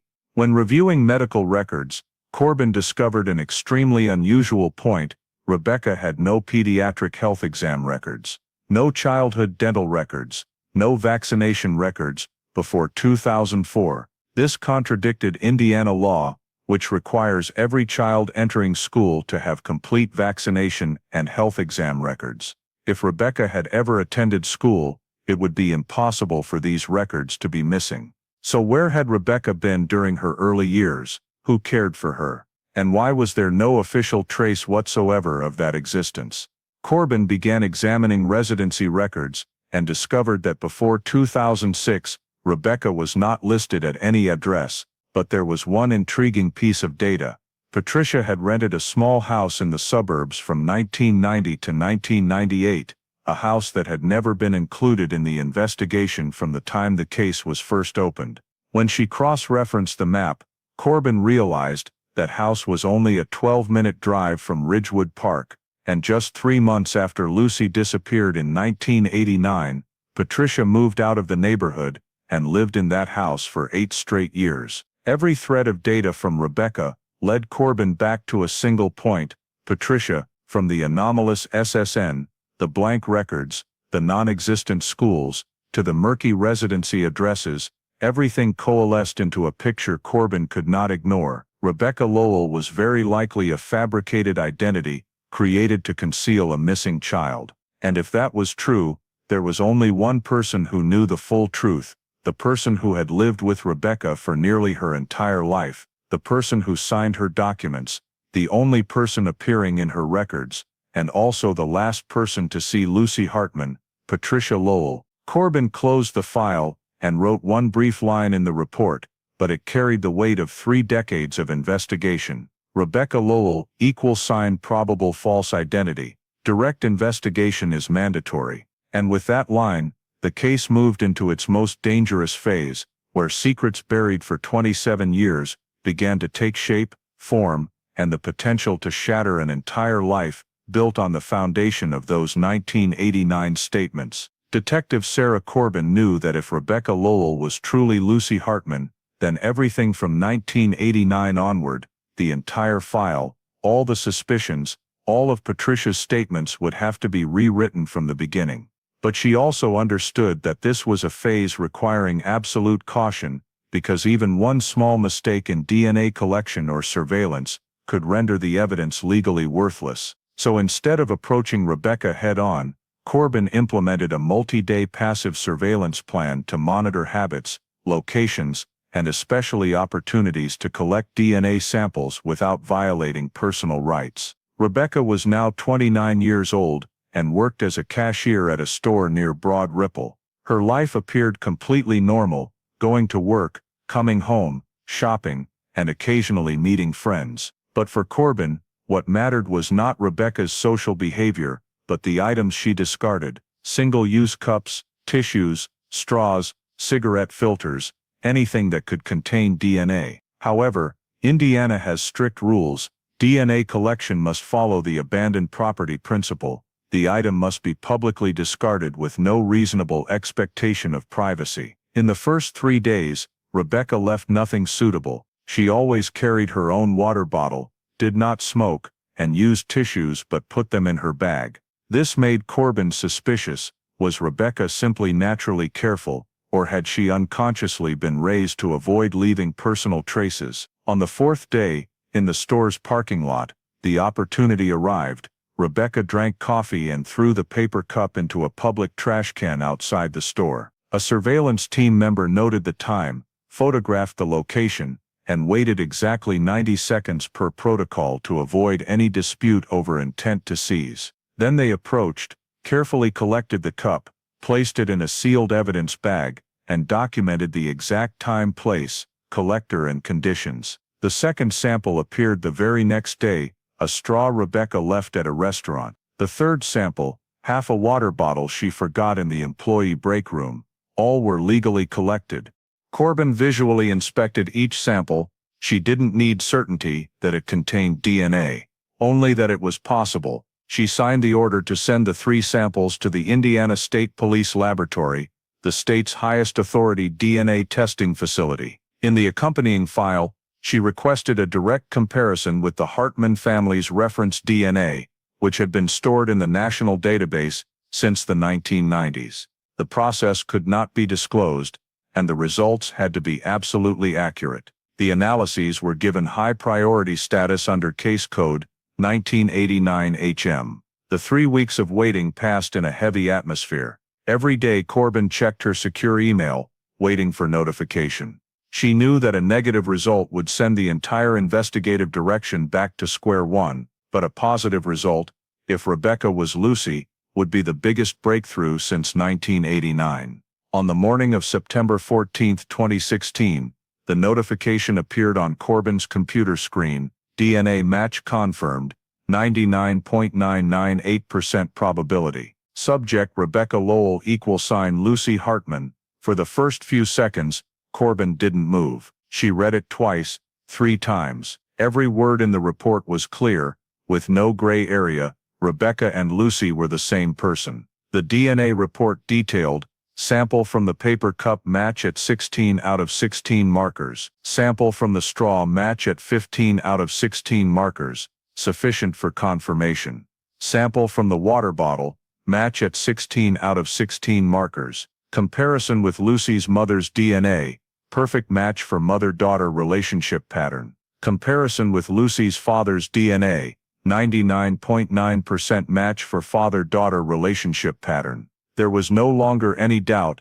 The child who disappeared in 1989 had not been murdered, had not left the state, had not been abducted by a stranger, but had lived in the same city for nearly 3 decades under a new name, in a house managed by the very person who was the last to see her. Corbin immediately called an emergency internal meeting. When she presented the results, the entire room fell into absolute silence. A young investigator whispered, "So, Patricia raised the very child she reported as missing." Corbin didn't answer, but her eyes said it clearly.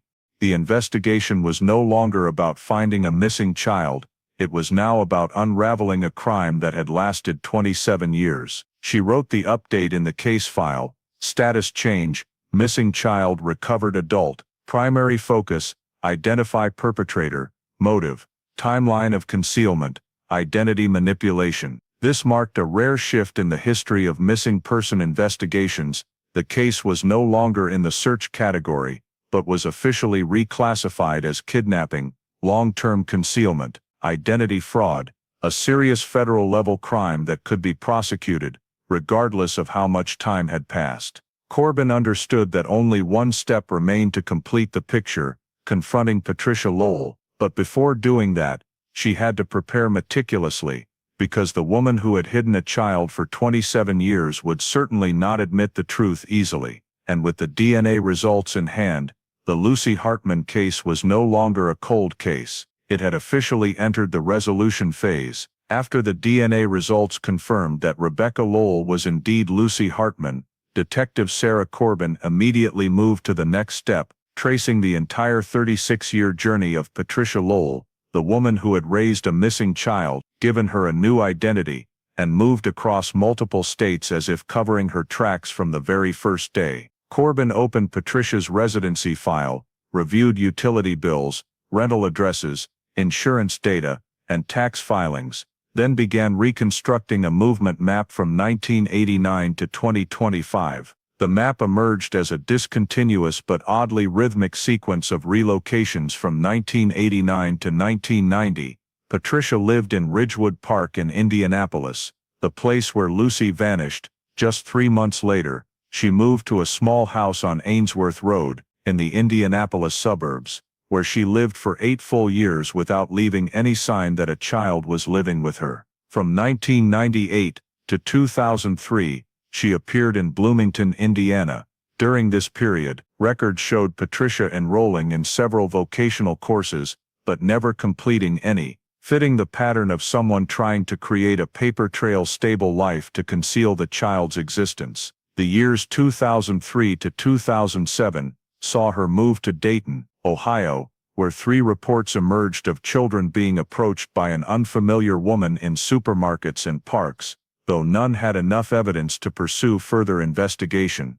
Suspiciously, the witness descriptions matched Patricia's appearance at that time. From 2007 to 2011, she lived in Peoria, Illinois, where a local report described a silent little girl always clinging behind the woman she was with, a description that sent chills through Corbin, because it perfectly matched what psychological experts had once described as Rebecca's childhood behavior. From 2011 to 2016, records placed Patricia in Lafayette, Indiana, and then, from 2016 onward, she returned to Indianapolis, exactly when Rebecca began living more independently and gradually separating from her constant supervision. When stringing together all the data, Corbin noticed that Patricia's movement pattern was not random. She left each location after 4 to 6 years, coinciding with major milestones in a child's life, entering kindergarten, reaching adolescence, reaching adulthood.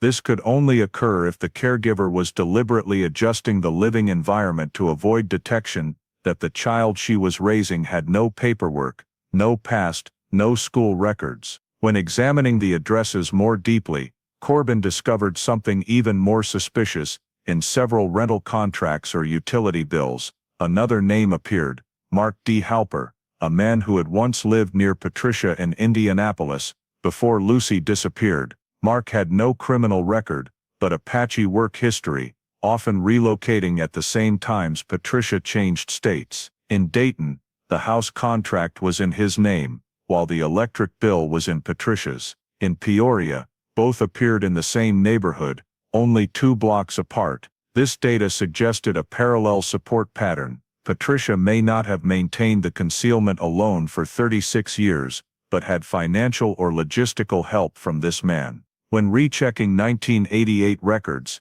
Corbin found that Mark had lived just 2 houses away from Patricia before Lucy vanished. This connection had never been examined by the original investigation team. It opened the hypothesis that Patricia had not acted alone, and that some of her movements across states may have been the result of a carefully coordinated plan between the two. Corbin continued expanding the journey analysis by cross-referencing with unsolved missing child cases in the areas where Patricia had lived. A terrifying pattern emerged. Every address linked to Patricia fell within a 3-mile radius of a reported incident of a child being approached or temporarily missing.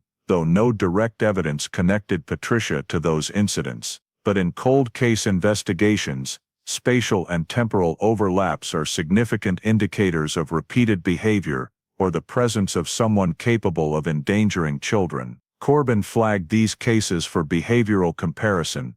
Even though Patricia's role could not yet be determined, it was clear she was not simply a caregiver who mistakenly took in a lost child, as she had described in her 1989 statement. With the complete map stretching from Indiana to Ohio, Illinois, and back to Indiana, Corbin saw clearly that this journey was not the product of chance. Each move came right when the environment began demanding legal paperwork for Rebecca. 1990, Rebecca reached kindergarten age. 1998, Rebecca reached adolescence. 2002, Rebecca was old enough to apply for an SSN. 2007, Rebecca reached adulthood. This was not the path of someone seeking a new life. This was the journey of someone fleeing the past, fleeing the truth, fleeing the law, carrying a child who had been renamed and separated from her real family. Corbin concluded the analysis with three critical findings. First, the 36-year movement pattern proved Patricia actively maintained Rebecca's concealed identity. Second, the repeated appearance of Mark D. Halper in the records indicated the possibility of a co-conspirator. And third, the entire relocation journey fit the criminal profile of long-term kidnapping and concealment. With the full journey map now constructed, Corbin wrote the final line in the report, the line marking the case's shift to direct confrontation. It is time to confront Patricia Lowell.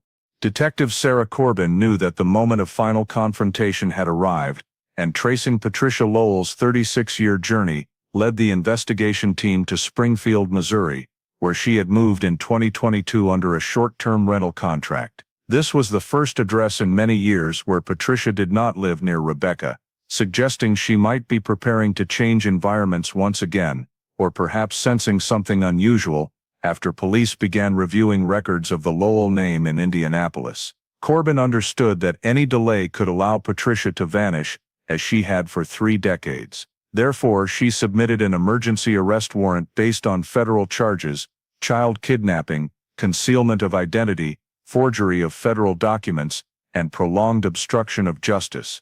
The federal court approved the warrant within 18 hours, citing it as a deliberate long-term kidnapping with DNA evidence confirming the victim's identity.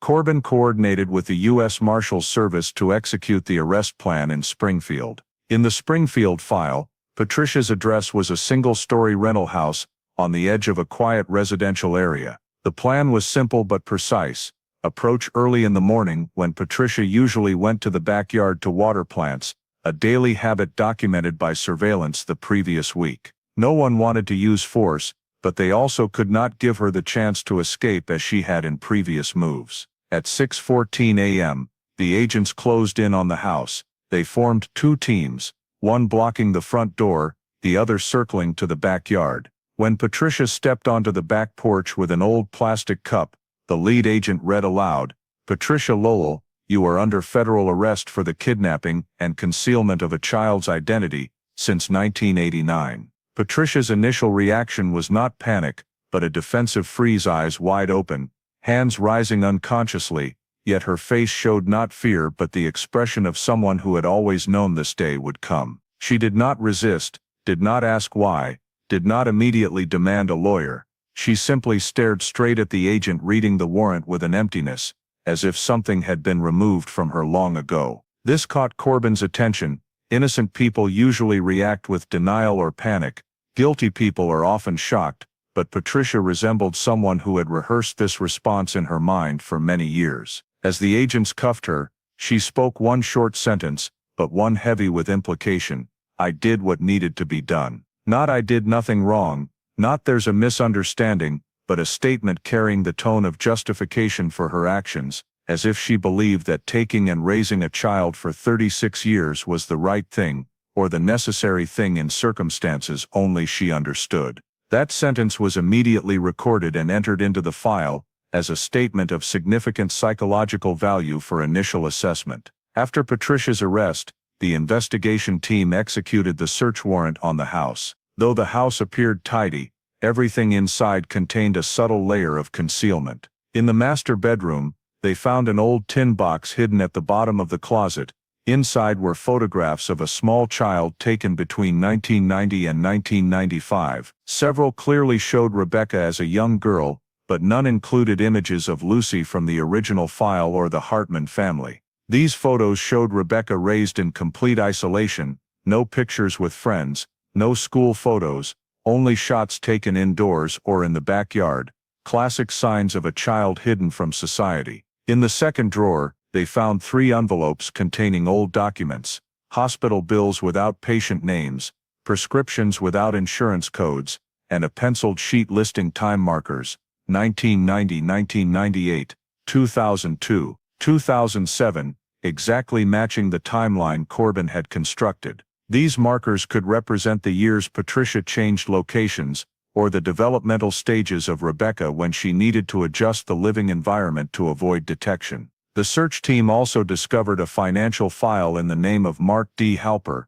the man Corbin had identified as a potential second suspect. The file contained receipts of money transfers from Mark to Patricia over many years, proving that his presence was not coincidental, but a continuous connection spanning 3 decades. This could be evidence that Patricia did not act alone in creating Rebecca's new identity, but the most significant item was found in a small wooden box hidden under the bed, a plastic bracelet, with the name Lucy, the accessory that Lucy's mother had described in her 1989 statement. All these years, it had not disappeared, it had been kept, whether as a memento, a reminder, or a trace of the secret Patricia had guarded for nearly half her life. When he saw the bracelet, one agent whispered, "There's no way this is a coincidence." Patricia was placed in the vehicle, but before the door closed, Corbin asked her one single question: "Did you know Rebecca is Lucy?" Patricia stared into the space ahead, not looking at Corbin, and spoke softly enough for the recorder to capture, "I knew everything. I always knew."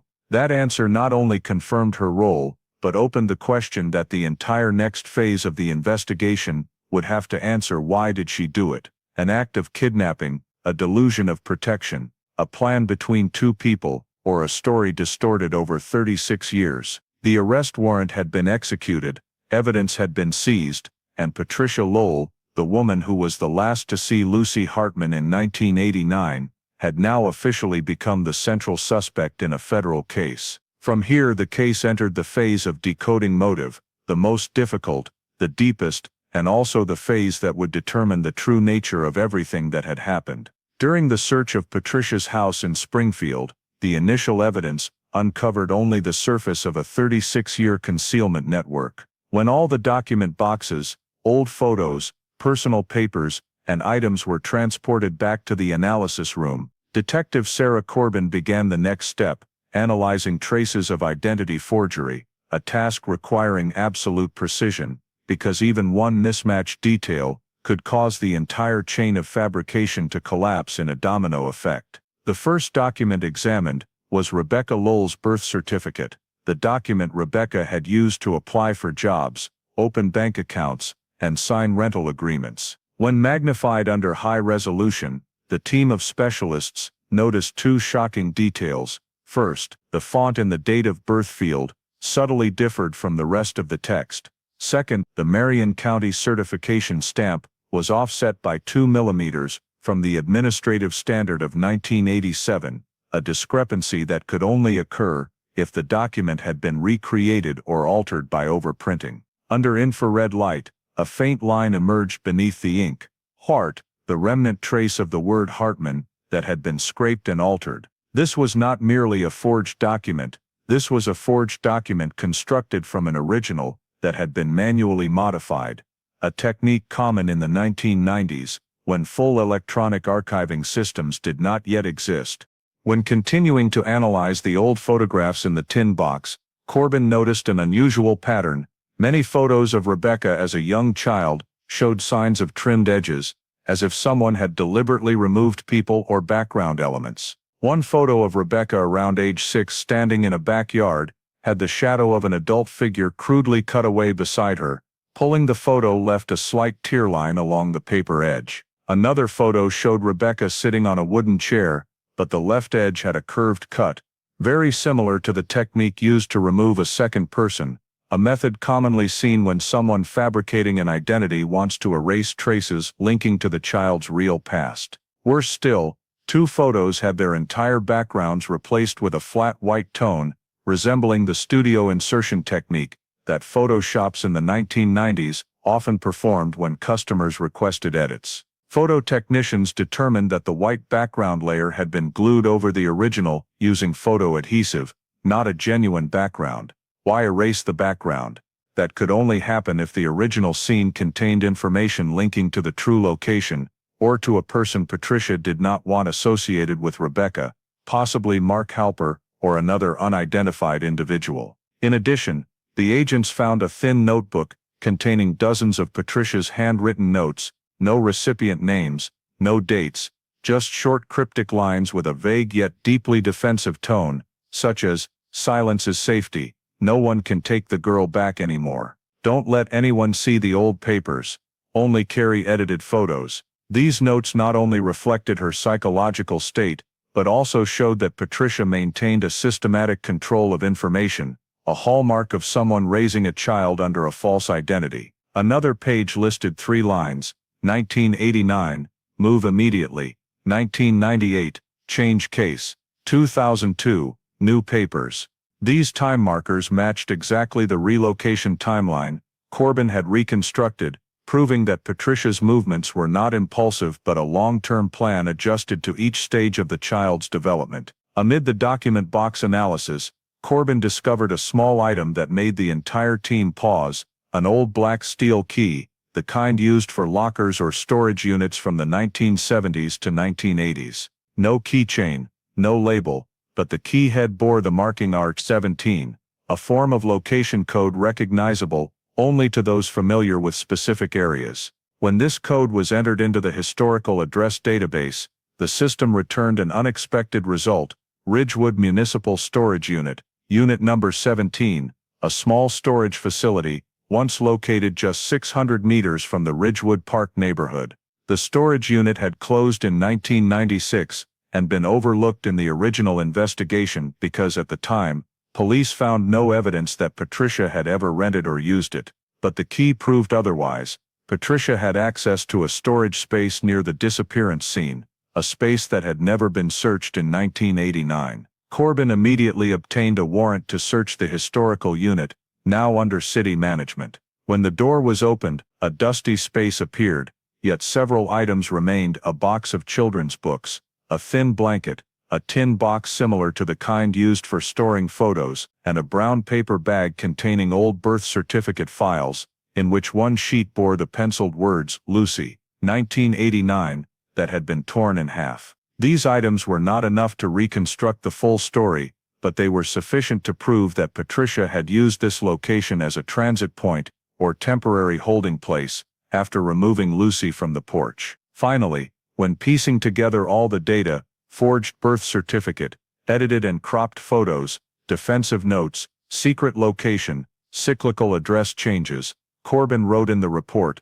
the 36-year identity construction chain was carried out systematically. It began with concealing the victim, continued with changing living environments, and creating new documents, and ended with maintaining a manually built and incrementally legitimized false identity. This was no longer an impulsive kidnapping, but a long-term structured, prepared, risk-assessed form of identity fabrication. Patricia had not merely hidden Lucy, she had reconstructed her life through layers of paperwork, photographs, and controlled speech, an elaborate architecture of deception that only in 2025, with DNA technology and modern data analysis, was fully dismantled. And with all the evidence laid out on the table, Corbin understood that the next phase was not just about charging, it was about peeling back each layer of motive from a woman who had lived her entire life within a secret.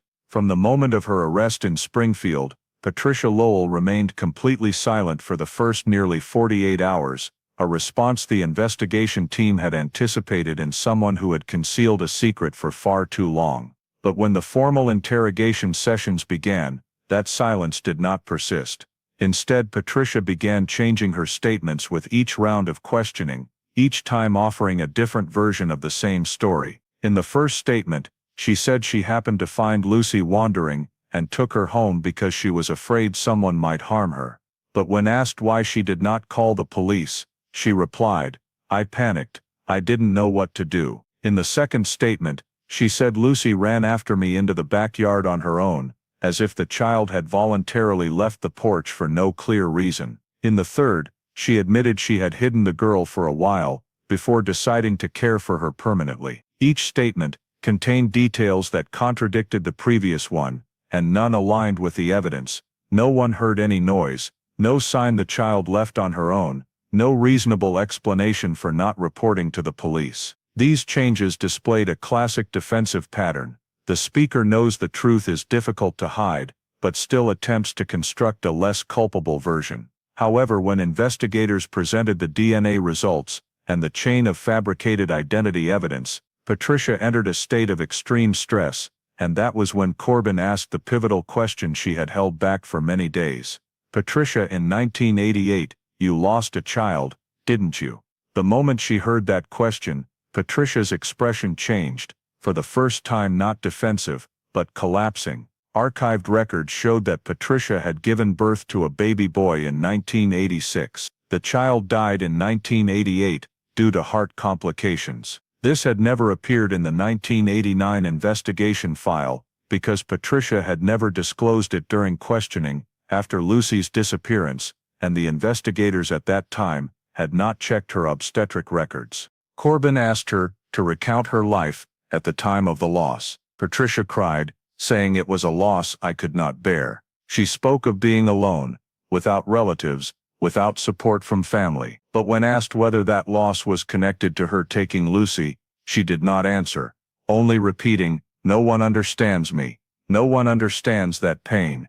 From that point, the replacement child motive hypothesis was officially placed on the analysis table. When a woman loses a young child, especially from illness, there is a high risk of developing attachment disorders, complicated grief, or compensatory delusion. Some rare but documented cases lead to child abduction to fill the void, a far more dangerous psychological motive than material or conventional criminal ones.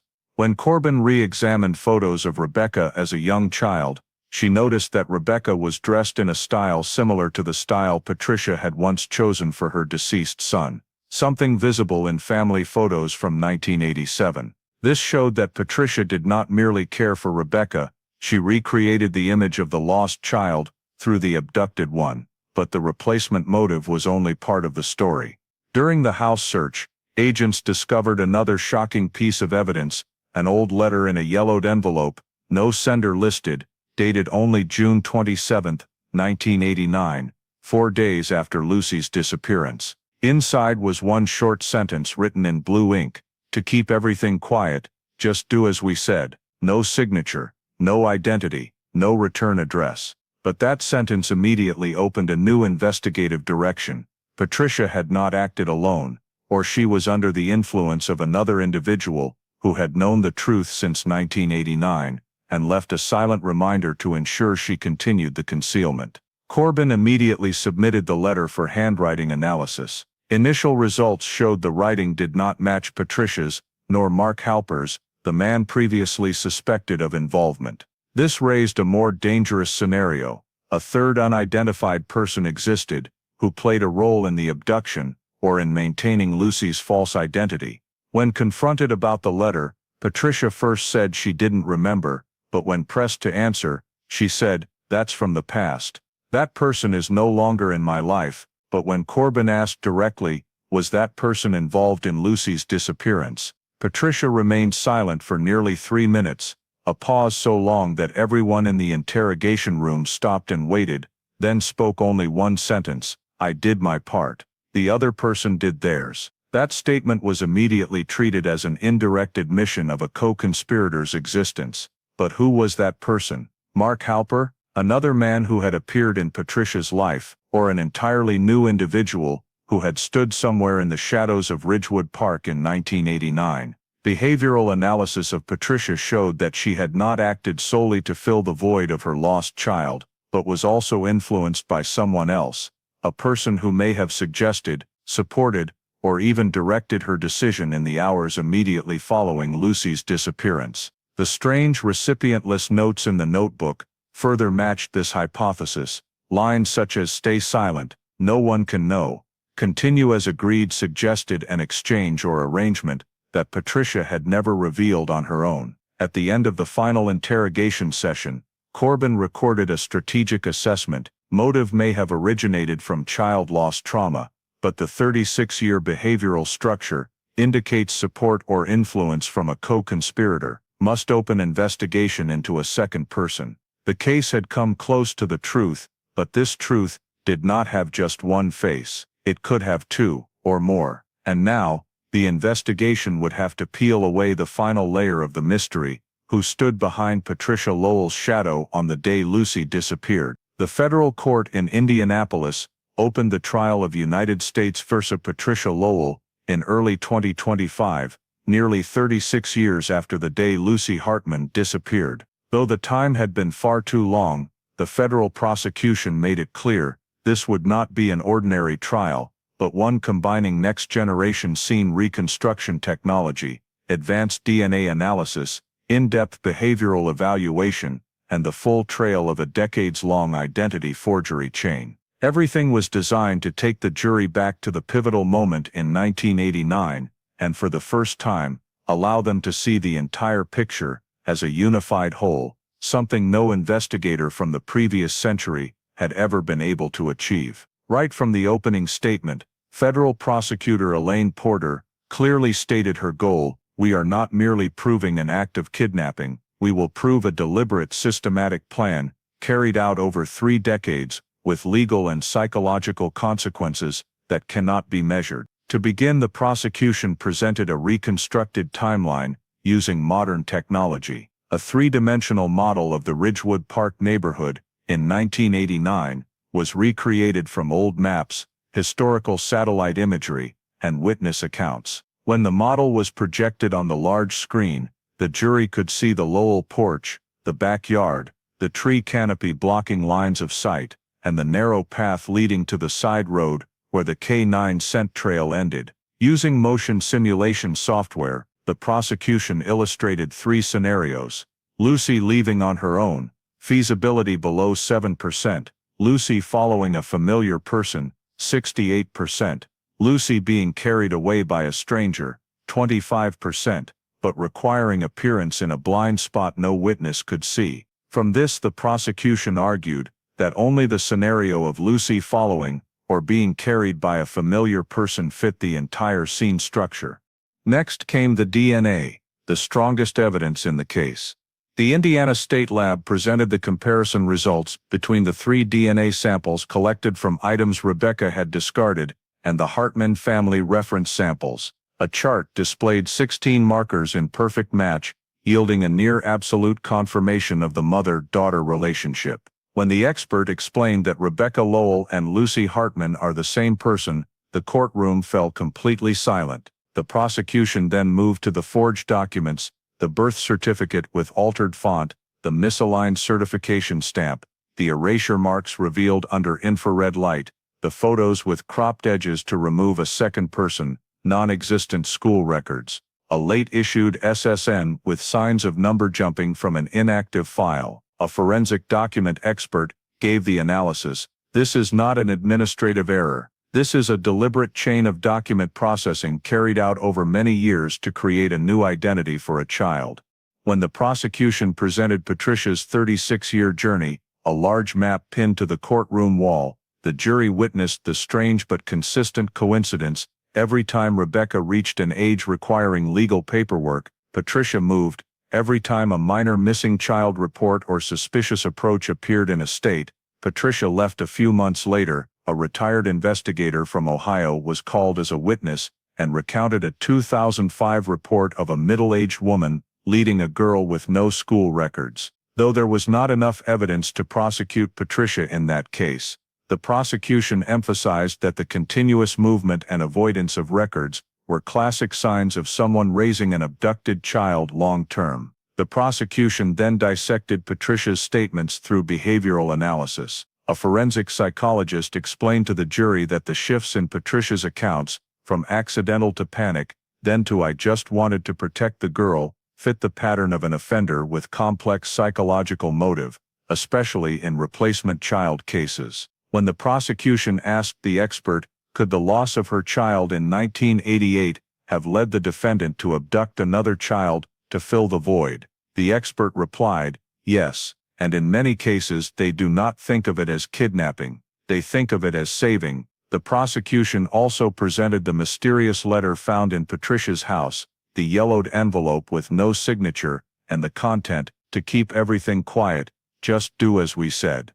Handwriting analysis experts confirmed it did not match Patricia's writing, nor Mark Halper's, the man previously suspected of involvement. This opened the hypothesis of a third party. The prosecution asked the jury, did Patricia Lowell ever do something similar before, or was someone guiding her, and presented reports from Peoria, Dayton and Westfield, 3 locations where Patricia lived at times matching reports of children being approached with no clear identity. These reports were not sufficient to prosecute, but were enough to show that Patricia's behavior was not a single event, but possibly a recurring pattern over 2 decades. The peak of the argument came when the prosecution reconstructed the old storage unit at Ridgewood, the one the RT-17 key led to. A forensic technician described finding the children's blanket, the tin box containing photos, and the torn paper fragment with the words "Lucy,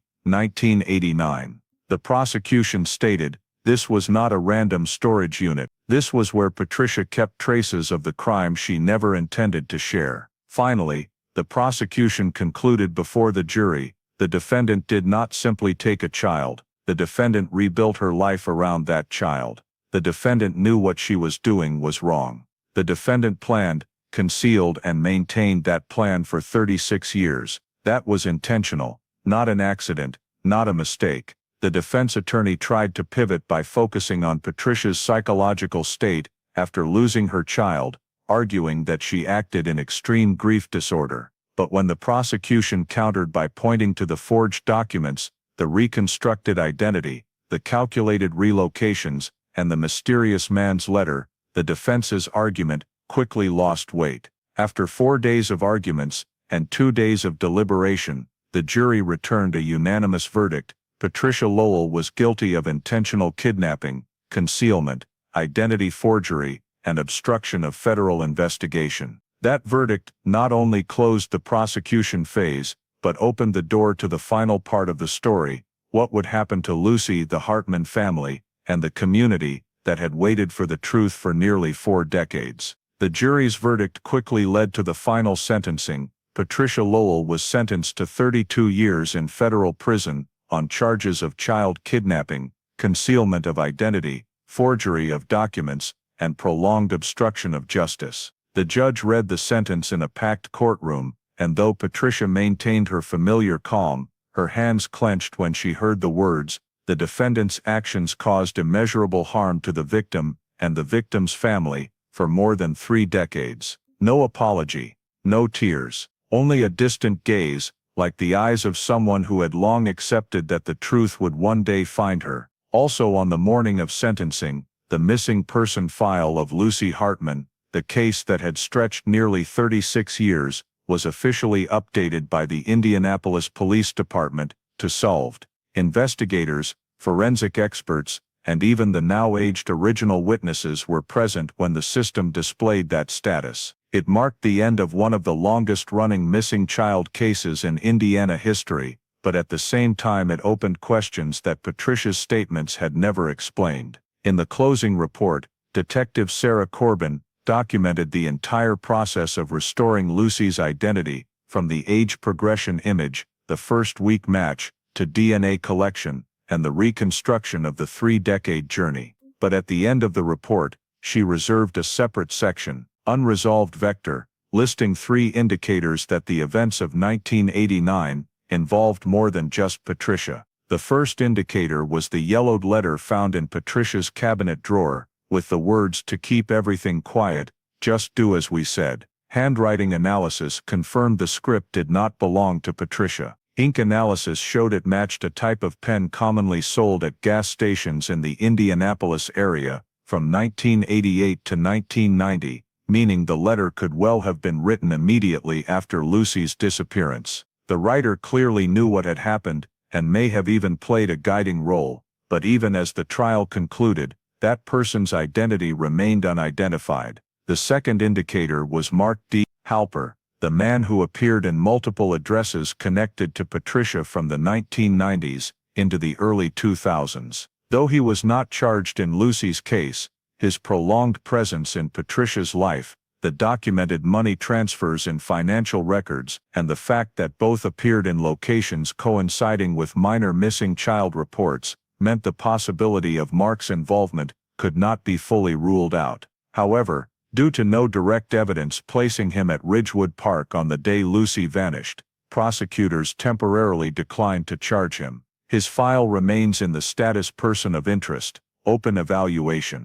The third indicator came from modern analysis data, showing a second figure in the 1989 June 23 timeline simulation. Reconstructed witness line-of-sight modeling indicated that if Lucy was removed from the porch in under 15 seconds, the person carrying it out was more likely not Patricia, because her stated position in the initial account did not align with the optimal blind spot in the neighborhood. Someone else could have stood in the obscured side yard or near the wooden tree by the fence. This matched several fragmented neighbor statements about seeing someone's shadow, but being unable to identify who. In 1989, this detail was insufficient to expand the investigation, but in 2025, when combined with the mysterious letter and Mark Halper's journey, it became an indispensable link. When the sentencing concluded, Corbin did not leave the courthouse immediately. She stood in the hallway, looking through the large window, where Lucy, now a woman nearing 40, was embracing her birth mother. A moment of reunion and pain at once, because none of the three, Lucy's mother, Lucy's father, and Lucy herself, could reclaim the decades that had been lost. After the hearing, Lucy was enrolled in a specialized psychological support program for victims of long-term abduction, as experts assessed that living 36 years under a fabricated identity had created cognitive and memory gaps that could not be filled in a short time. But while the press and media called the Lucy Hartman case solved, Corbin knew the reality was more complex. She continued to maintain a separate file, case identifier Case 89 LHAUX, where she stored the still open data, the letter, the second figure in the three-dimensional model, the three minor missing child incidents in Dayton and Peoria, and Mark Halper's full residency history. In the final meeting of the cold case unit, a young investigator asked Corbin, "Do you think Patricia did this alone?" Corbin did not answer right away. She looked at the 36-year journey map of Patricia, the zigzag lines crossing 3 states, aligning with key developmental milestones, aligning with Mark's appearances, aligning with the faint traces of someone standing in the background. Then she spoke slowly. One person can carry a secret, but to sustain a secret for 36 years, there's usually more than one person standing in the shadows. Lucy's file was stamped solved, but in the federal system a file remained open, unclosed, unlocked, bearing the line, unknown male actor, possible involvement in 1989 disappearance. The final question lingered just as it does in every major case, leaving an unresolved gap. Was the Lucy Hartman case a single event in Patricia's tragic life, or was it part of a larger chain of disappearances, a chain in which so far only one link has been pulled from the darkness? No one knows the answer. No one is certain when the full truth will emerge. One thing is certain: the light has found Lucy, but the shadows of 1989 still leave traces, and they are still waiting to be named. The story of Lucy Hartman, Rebecca Lowell, is not just the journey of solving a 36-year disappearance. It reflects very real issues that exist in American society today, from the vulnerability of child protection systems, the gaps in community oversight, to the fragility of civil records against sophisticated identity forgery. Looking back at Lucy's journey, the first lesson comes from the very moment she vanished on the porch, a moment lasting only a few dozen seconds, but changing the entire life of a child. This reminds American parents that even in the seemingly safest environments, risk still exists, especially from people familiar to the family. Cases like Lucy's show that the majority of child abductions do not come from strangers, but from familiar individuals with access, such as Patricia Lowell, the person the community trusted and children loved. The second lesson lies in the decades-long chain of fabricated identity. Patricia's ability to create a new life for Lucy across 3 states, using forged birth certificates, and exploiting gaps in the U.S. Social Security system, from the 1990s to the 2000s, highlights the importance of digitizing, securing, and cross-verifying civil records. Today, in the age of AI, deepfakes and digital data, American citizens must be even more aware of protecting personal identity, monitoring any changes in the system, and reporting anomalies. The third lesson comes from the mysterious letter and the possibility of an unidentified co-conspirator. This underscores that in many American communities, especially suburban neighborhoods, observing one another and noting unusual behavior is not just a personal responsibility, but a community one. A resident seeing someone's shadow, a person hearing an odd sound,